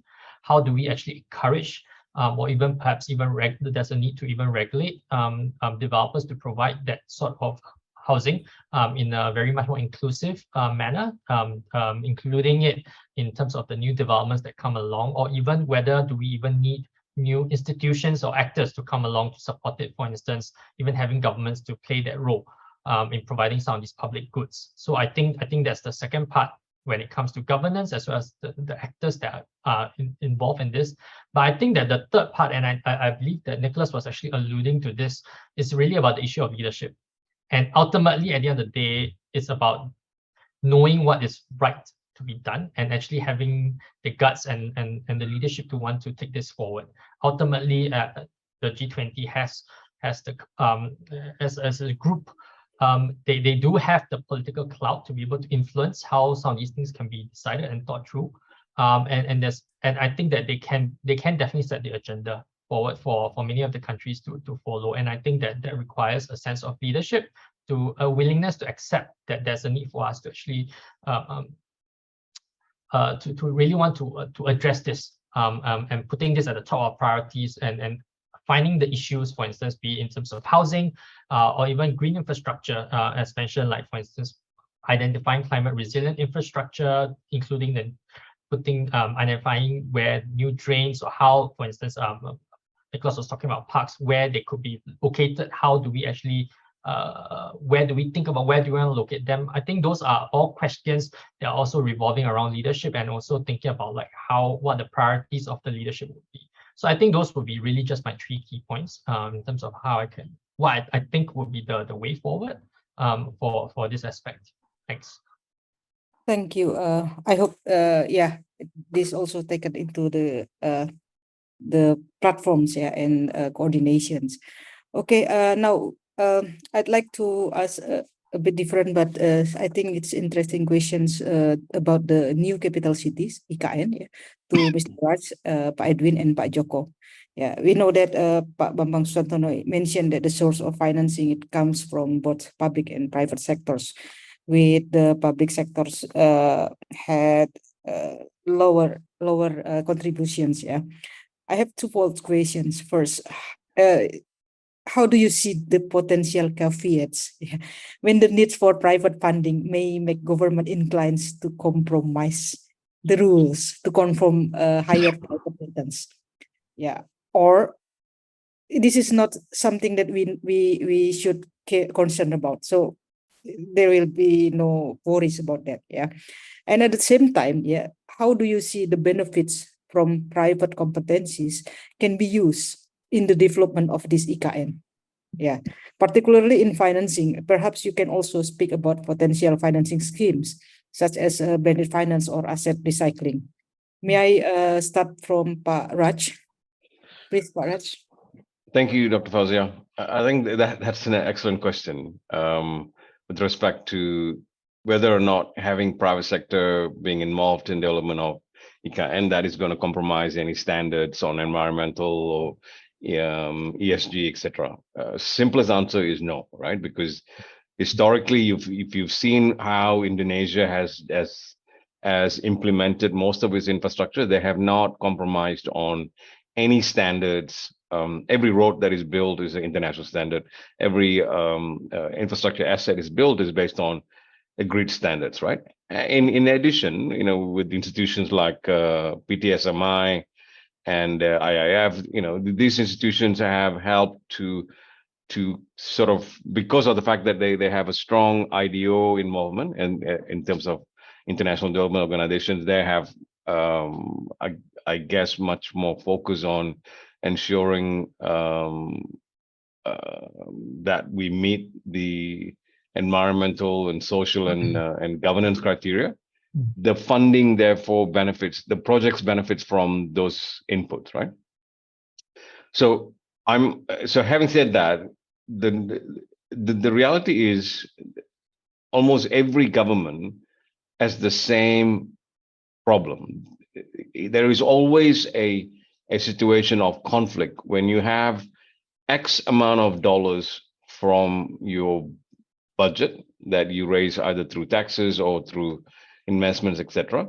What do you spend that on, right? So fundamentally, the one of the reasons why public-private partnership that had been talked about and Pak Joko talked about was popular is we were looking at from the perspective of, if government has, say, $100, will they spend the $100 to train teachers and doctors and nurses to provide the services that's needed for the citizens, or do they use that $100 to actually build a school, just a pure building, or just build an hospital?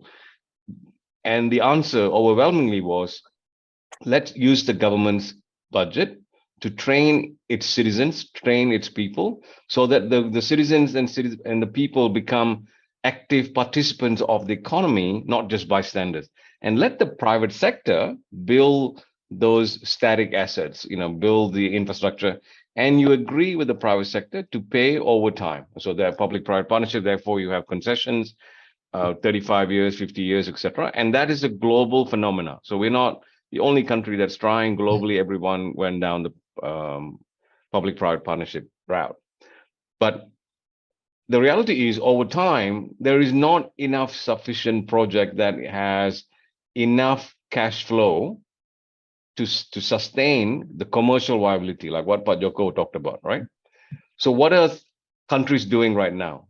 And but I think 3 or 4 years ago, I was fortunate to be involved in a World Economic Forum program where we worked out of using Indonesia as a sample. We looked at what can countries do to increase the private sector participation in delivering infrastructure. And one of the, given in an environment that most projects that the government needed did not have sufficient commercial viability. One of the solutions that we came up with, and we actually released a report for, for all of the members and participants of the World Economic Forum, was a concept called asset recycling, right? So asset recycling in simplistic manner, if you are needing to build a new toll road, which is not viable today, but it will be viable sometime in the future. So in the case of, say, for those in Indonesia, Trans-Sumatera Highway is that type of project, right? Trans-Sumatera Highway is needed economically, but it's not viable financially.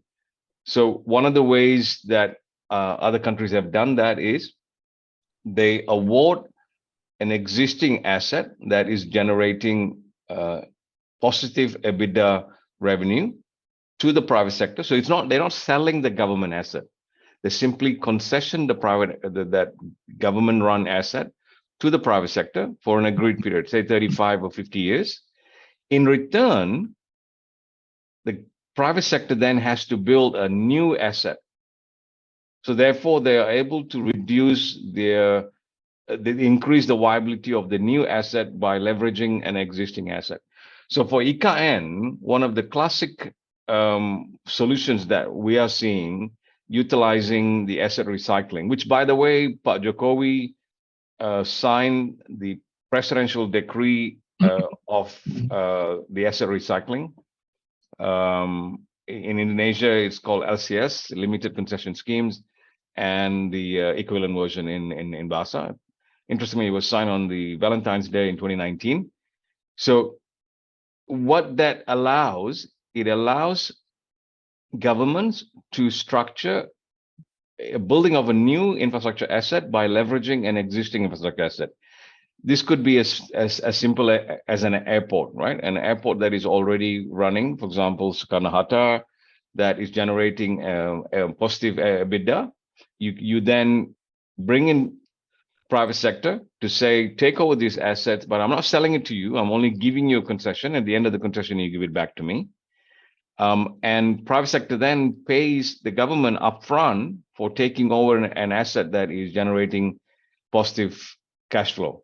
In addition, the private sector can also build a new airport that may not be viable today, but will be viable in the future, but we need it today for purposes of, say, economic development, etc. So EKN, the first three priorities, if you assume the Zone 1A, which is the palace, is funded by government's budget from PU, or the Ministry of Public Works. The second zone, which is the education zone, I see that as a classic opportunity to do an asset recycling, because the Ministry of Education's current complex is in the most viable commercial zone in Jalan Sudirman. So one option that you could explore, and this is where I was thinking maybe G20 in terms of creating a platform for new funding schemes, you could use asset recycling as a platform, particularly for developing countries. And in the case of the health zone, if you like, that I'm talking about, given the size and the location of the current Ministry of Health within the main thoroughfare, as well as the Ministry of Education within Jalan Sudirman. So potentially both the education zone and the health zone, we could fund it by virtue of an asset recycling, where a private sector consortium takes over the existing assets on a concession basis, say 50-year concession, and in return, they build a new complex for the government in Nusantara. So to us, these are policies that has been tried and tested in other countries, and we have at government level, we have passed some policy level. We have regulations, if you like, and I would be keen to see how funding schemes like that could be converted as a potential G20 recommendation. Thank you, Mr. Raj. Interesting. Yeah, but I would like to also to ask Pak Edwin's response to the questions. I totally agree with what Pak Raj has been mentioned about the quality. We don't have the tolerance with the quality of infrastructure being developed in the IKN. Yeah, I think foundation for development has been established. Yeah. First, I think legal and regulatory framework has been set up. Yeah, by the enactment of the law of the IKN itself. I think that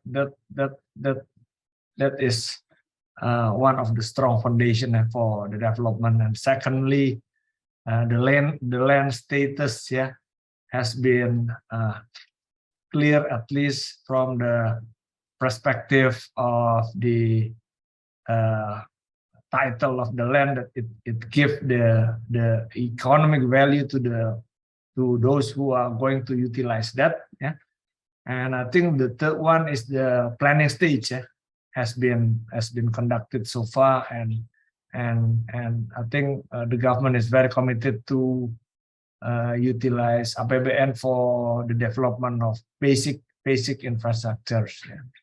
I think in addition to what Pak Raj has mentioned about asset recycling, I would add some, I think, introduction of simple PPPs like availability payment. Yeah, that would be quite fit. Yeah, with perhaps the provision of the housing for an official public officers.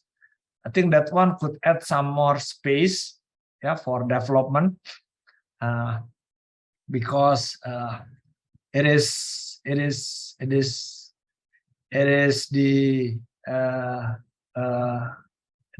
source of the affordability of the official, yeah, that could be source of repayment of the development, and the government can, or IKN authority can benefit the value created or value generated by the private side in developing housing for that. Yeah, I think that would add some space with regard to the PPPs. Yeah, others can follow. I think, yeah, when it comes to scale, I think that many more PPP modality can be adopted. Yeah, but first thing first, it is my view, yeah, that availability payment could be the likely, yeah, modality that can be functional, yeah, for the development, some part of the infrastructure development needed, yeah, for IKN. Thank you, Pak Edwin. So we can be relieved now that the concerns, perhaps in media, etc., that we can make sure that the government will not compromise the principles, of this ESG in building IKN. Now, I would like to ask Pak Joko a response to the same questions. Please, Pak Joko. Yeah, thank you, Fauziah. I think in general, the point that already mentioned by Edwin actually more or less from our side. I think the quality is something is mandatory to be secured with regard with the development of the infrastructure of the urban development in IKN. I think we are in the position to agree that actually the basics planning and also the quality of the development is something that actually we have to put on the first place.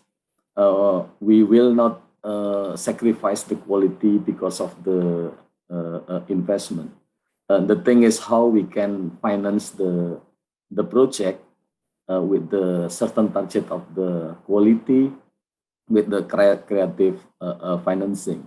I think Pak Ratnan also mentioned actually there are some way of doing this, the asset recycling and so on, and also Pak Edwin mentioning about the availability payment. From experience on the ground, I think a little bit effort, if we may ask, actually, what is the possibility to implement the project financing with the availability payment at early stage? That will be hard for the investor to play and involve actively in the development of this infrastructure in the IKN for urban development.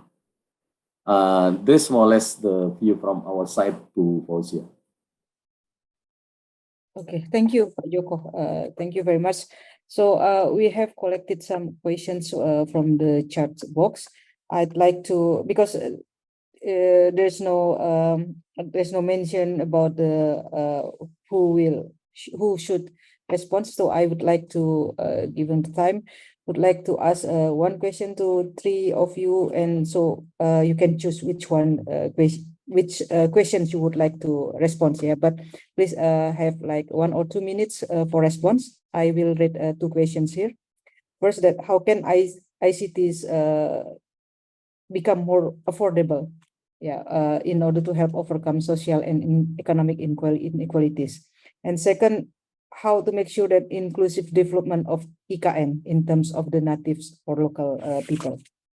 Please, I go around perhaps Pak Raj first. Yeah, but Dr. Fauziah, maybe I'll take the ICT question. We did a study in the middle of COVID, right? Where we looked at the impact of our smartphones. As you know, we have, within Asia Pacific region, we have more smartphones being used by our citizens than most countries, percentage-wise, right? And the study was to understand what is the extent of the usage of smartphones for e-commerce, right? We found 72% of mobile owners made at least one purchase on a e-commerce platform, and that's just on mobile usage, right? And if we include all the computers and laptops, 82% of those who had mobile phones or computers and laptops used at least or made at least one purchase on a e-commerce platform. Now, that in a way, basically what it shows is, you may remember maybe 3 or 4 years ago, Indonesia invested heavily. It was the first availability payment, as Edwin talked about, where we engage series of private sector consortiums to lay fiber optics cables across the whole country, right? We had 3 different zones, central, east, west, etc., and which was successfully laid, and it's an availability payment scheme. The private sector gets paid over 15-year period from a source of funding that is managed by the Ministry of Finance and the Ministry of Telecommunication, etc. Now, as a result of the fact that we have fiber optics across the whole country, more people are able to now utilize their smartphones. And as a result of the fact that more people are using smartphones, during COVID, when everything was shut down, there was no shops open, they were still able to transact and buy products online through e-commerce. Now, the point I'm trying to make is, despite the fact that we are, that yes, 82% of them made a purchase, but what you have to think about is for every purchase, there is somebody who made it. There is a producer. Like, for example, if you had bought something in the food sector, then someone is actually making money who actually made that food to be bought by the e-commerce purchaser. So the way ICT that has enabled to be utilized by all segments of the society, it's very evident from that type of what would you call it? That type of transactions, right? So despite the fact that we were in the middle of a COVID shutdown, the economy still moved, the transactions still happen, and people who were no longer able to go to a shop or toko, they were using e-commerce. And because the government had laid the fiber optics, they were able to use their smartphones to make the purchases. So my answer to the question is, ICT is rapidly becoming much more affordable, much more usable to the entire society, not just those who are so-called professionals having computers and laptops, because a simplest smartphone can now transact irrespective of where they are because of the basic infrastructure that has been installed. And the basic infrastructure was installed because the government adopted a financing scheme, like availability payment scheme, like what Edwin talked about. So a smart, innovative financing scheme helped build an infrastructure that is now helping masses within the country to transact and sell and buy. Okay, interesting. Yeah, so government facilitates the infrastructures, then it makes the market nurture the market, then yeah, usable and having more economics values, yeah, to the wide public. Okay, who will take the questions of one of the question? Perhaps Mr. Wang, would you like to respond? Yeah, maybe I would respond on the second question regarding the capacity. Yeah, so I was thinking about the question, and so I'm actually working also on a smart city project in Laos at the moment, and we were also confronted with this issue about how do we actually bring the people along to make sure that they're not left behind in the process. I think ultimately at the end of the day, it's really got to do with education, and it has to do with capacity building. This requires that we have to be very intentionally upfront. So from I would say, like, from a process perspective, you definitely need to include them as part of the planning process. You need to understand what their needs and their requirements are so that you upfront already plan for their requirements and imbue it into the plans for Nusantara. I think that's from a process perspective. But already, as we think about the plan, the design for Nusantara, and we believe that it's going to be of benefit to the residents of East Kalimantan, then there's a need to also start thinking about related tracks, social aspects regarding, for instance, education, building up skills. I think those would definitely need to go hand in hand with the physical development to really support really upskilling of people so that they can contribute to ultimately to the economy when Nusantara comes along. And we also need to, it also requires that people think clear, start to think strategically about the types of jobs, types of businesses that were also likely to go into Nusantara to support that. And obviously there's a need to twin those aspects up quite clearly. And I think a bit related to that is also about really perhaps even the role of ICT playing a bit of role in supporting that sort of capacity building. For instance, putting training online, although that may not always be workable in all the case, but really having the opportunity and providing that sort of access, I think can have one step in addressing some of these issues. So I would say ultimately at the end of the day, it's really about education, and it's about skills building. And I think that there's a need to actually prioritize that in particular to run concurrent with the city development. Thanks. So do you think governments need some sorts of the affirmative policy for this kind of the inclusivity objective? Yeah, I think that there's a need to definitely think about policy and definitely not just so from urban planning perspective, there's need for urban planning related policies, but this would really require both, I would dare say, more from the social side as well as from the economic side. From the economic side, really an understanding of the types of jobs and skills that you need, really having thinking forward in that sense, and therefore building up the types, thinking about doing that sort of job matching that you'll probably require. And then from the social and the community aspects, really thinking about the types of education and really putting in place the education structure to really support and really upskill the people. So I think it's really more from the aspect where you need to think about the types of governance, the types of policies, even the type of putting in place perhaps even the agencies to support it. I think that there's a need to also work very closely with businesses, especially if they're going to move to Nusantara, and hence what are the sort of skills that they need, projecting together with them. And obviously as they project about from a space needs, there's also a need to project from a manpower perspective, how you can also really look forward on that front in terms of the types of skill sets that you need.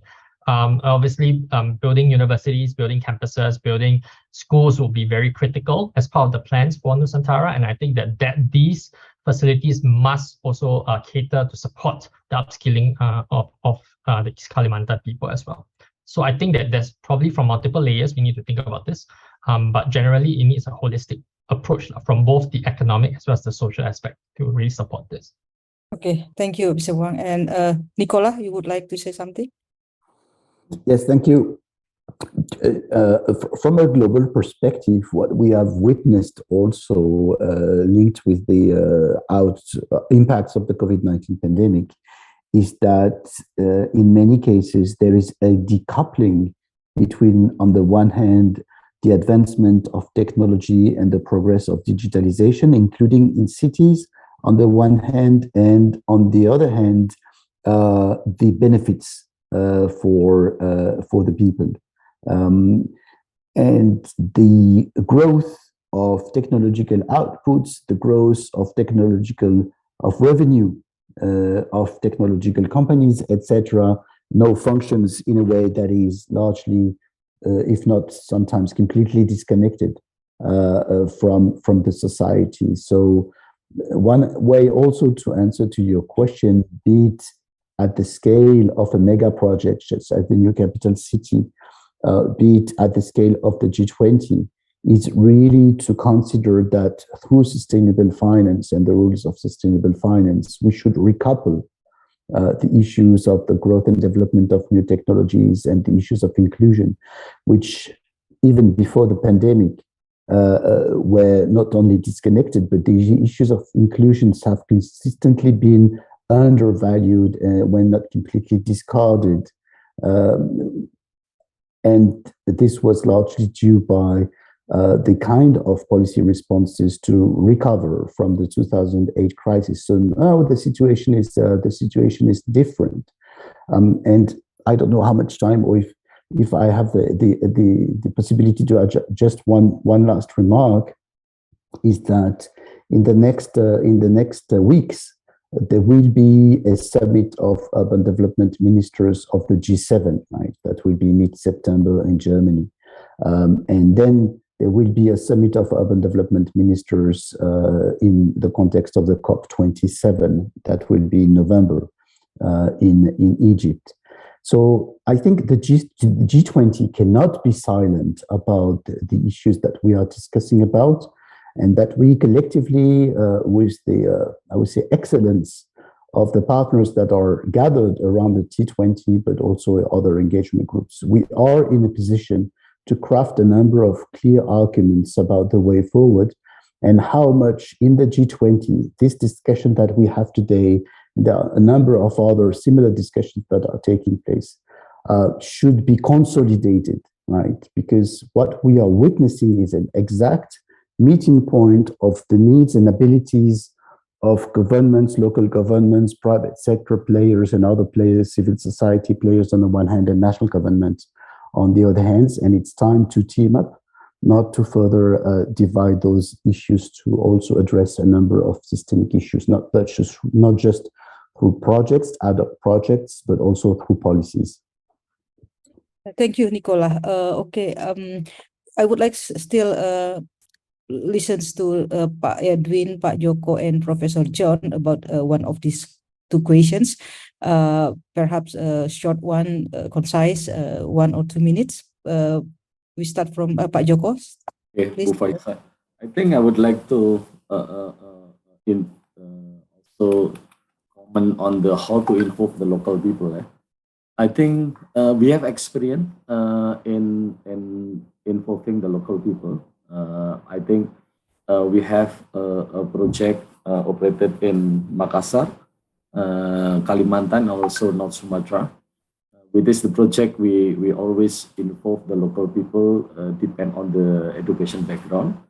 But this actually worked well. And now in regard with the IKN development, I think if that commitment we put on the first place, I think can accommodate the local people to be involved in the development of the project and running of the project. And we are already in the well experience on that. And we do believe actually that will be also possible to be implemented in IKN. So I think I have no worry on that. It's a matter of how we consistently apply the policy of engaging the local people along with the development of the IKN. That's from my side. Thank you, Bu. Thank you, Pak Joko and Pak Edwin. Yeah, I think we can also improve the capacity and the quality of the projects, yeah, by involving local people. Yeah, from our experience, yeah, we can utilize mobilization of social fund that can be combined with finance. Yeah, in such way, projects can have a better quality. Yeah, for some cases, yeah, in our deployment of perhaps CSR, and even we have the evidence that surrounding the toll road in Solo, Semarang, yeah, we have CSR deploy for the creation of Desa Bakti untuk Negeri, yeah, which is essentially the empowerment of the local community, including the preservation of the what you call it mata air. Yeah, in such way, project can be better in the context of sustainability. In other cases, yeah, we also involve a combination of CSR and philanthropy, yeah, to improve the quality of projects. At that time, I think we have the local government finance to provincial government of Southwest Sumatra, Southwest Sulawesi, and in the road corridor that is developed by using municipal finance, we also involve our CSR and Bloomberg philanthropy, yeah, for mangrove preservation that can be, increase the sustainability and also involve local people, and bringing also job for the fishermen, yeah, surrounding the area. So basically that kind of modality involving a social fund can also be applied, yeah, for the IKN. Thank you, Pak Edwin. I see that Professor John Black is no longer with us, perhaps disconnected or something like that. And again, I would like to thank very much, sincerely. Let's give a big applause to our all panels. Yeah, that was a very in my view, that is super interesting discussions, and we have a lot of the key messages to take aways. So I will not wrap up I will not summarize this discussion because it's too long. But I know that we have some things to bring from here. Yeah. I'd like to give the floor to Professor Danang for his closing remarks. Again, thank you very much for the panelists, your insights, your views really enlighten us. Please, Prof. Danang. Thank you, Fauziah, for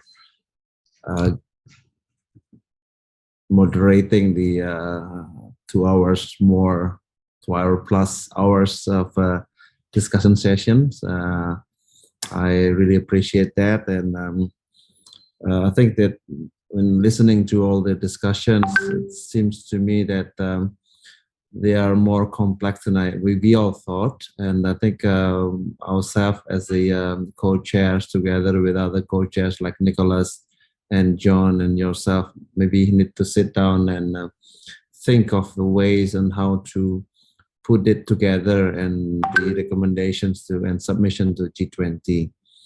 I know better educated in how or why U20 has actually been an important engagement group, Nicolas. All the conversations that we have so far within the engagement groups as well as the G20 seems to have disconnections with cities. Many of the conversations on the pillars or agenda of G20, like energy transitions, digital transformation, and health architectures, they all have the national government interests pretty much, and the implementation is also conducted at the government and the country levels, whereas the discussion for the cities and urban areas are often conducted by city governments or regional government. That makes it very difficult to connect with the global agenda of G20. So I think this is one of the obstacles, or one of the challenges, I would like to say, to make sure that the urban agenda is linked pretty well with the G20 agenda. This is our homework that needs to be done. Secondly, we think that creativity and innovation is going to be playing a very important role for the city government, or city authorities and city politicians to come up with the innovative ideas on how to develop their cities in terms of technology and finance. We learned today there are a number of possible solutions into that. But however, looking at the diversity of urban projects, it is becoming more difficult to actually finance projects one by one.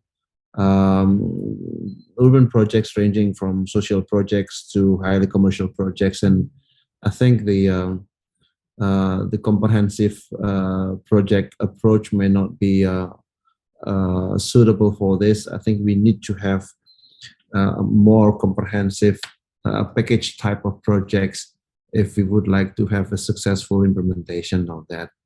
That looks not only on the financial and commercial side, but also on the way that project is designed and implemented. And I think some of the speakers are talking very specifically about inclusivity and how to incorporate all the stakeholders into the project design and project implementations. So on the one hand, we have a what probably by Edwin called with bundled projects. On the other hand, we have the blended finance. So I think we need to find bridge and to find a mechanism to that. Is why we are, again, to reiterate the themes of the of today's webinar is to propose to call for G20 leaders commitments or to develop a global investment and financing platform for urban development projects. It seems to be still appropriate. We still have to work out on how to again link it up to the G20 agenda and to make sure that there's a good mechanism and frameworks to that. Nicolas mentioned about we should not do a piecemeal approach, but rather a more structured and more comprehensive approach so that it can be replicated to different countries within the G20 members. So gentlemen and ladies and gentlemen, I enjoyed the discussion very much, and I appreciate, and once again, I thank all the panelists for the fruitful discussions. I certainly give a high appreciations to all the keynote speakers. We're still going to look forward for the U20 summit. I think we have to look at that, what kind of communique they submit to the G20, and we could learn from that as well. So once again, with that, I should thank you all, also the audience of this webinars on YouTube streaming. I hope we can have good lessons and good knowledge that we can bring back to our own organizations and push for better urban area developments and city rejuvenations in the future. So thank you, and go back to the moderators. Thank you, Prof. Danang. Again, thank you again to Professor John Play, Mr. Nicolas Buchoud, Mr. Wang Wei, Pak Edwin Shahriza, Mr. Raj Kanan, Pak Joko Santoso, for your contribution, sharing insights. Yeah, I give back the Zoom platform to our MC, Ibu Eta. Please, Ibu Eta. Thank you, Dr. Fauziah, as our moderator. Thank you, our panelists, and also Professor Danang for the closing remarks. Ladies and gentlemen, we would like to thank all of you for your participation in this meeting and for sharing your valuable knowledge and experiences. We wish you enjoyed this event and found the session informative and relevant. We believe this meeting is crucial to provide beneficial input to T20 in enhancing global welfare. We look forward to seeing you at the next meeting. I am Eta, and all the committee members are signing out and wishing you a great day. Wassalamualaikum warahmatullahi wabarakatuh. G20, recover together, recover stronger. Task Force 8 is hosted by Economics and Business Research and Development Agency, Faculty of Economics and Business, Universitas Gadjah Mada. Recover together. Recover stronger.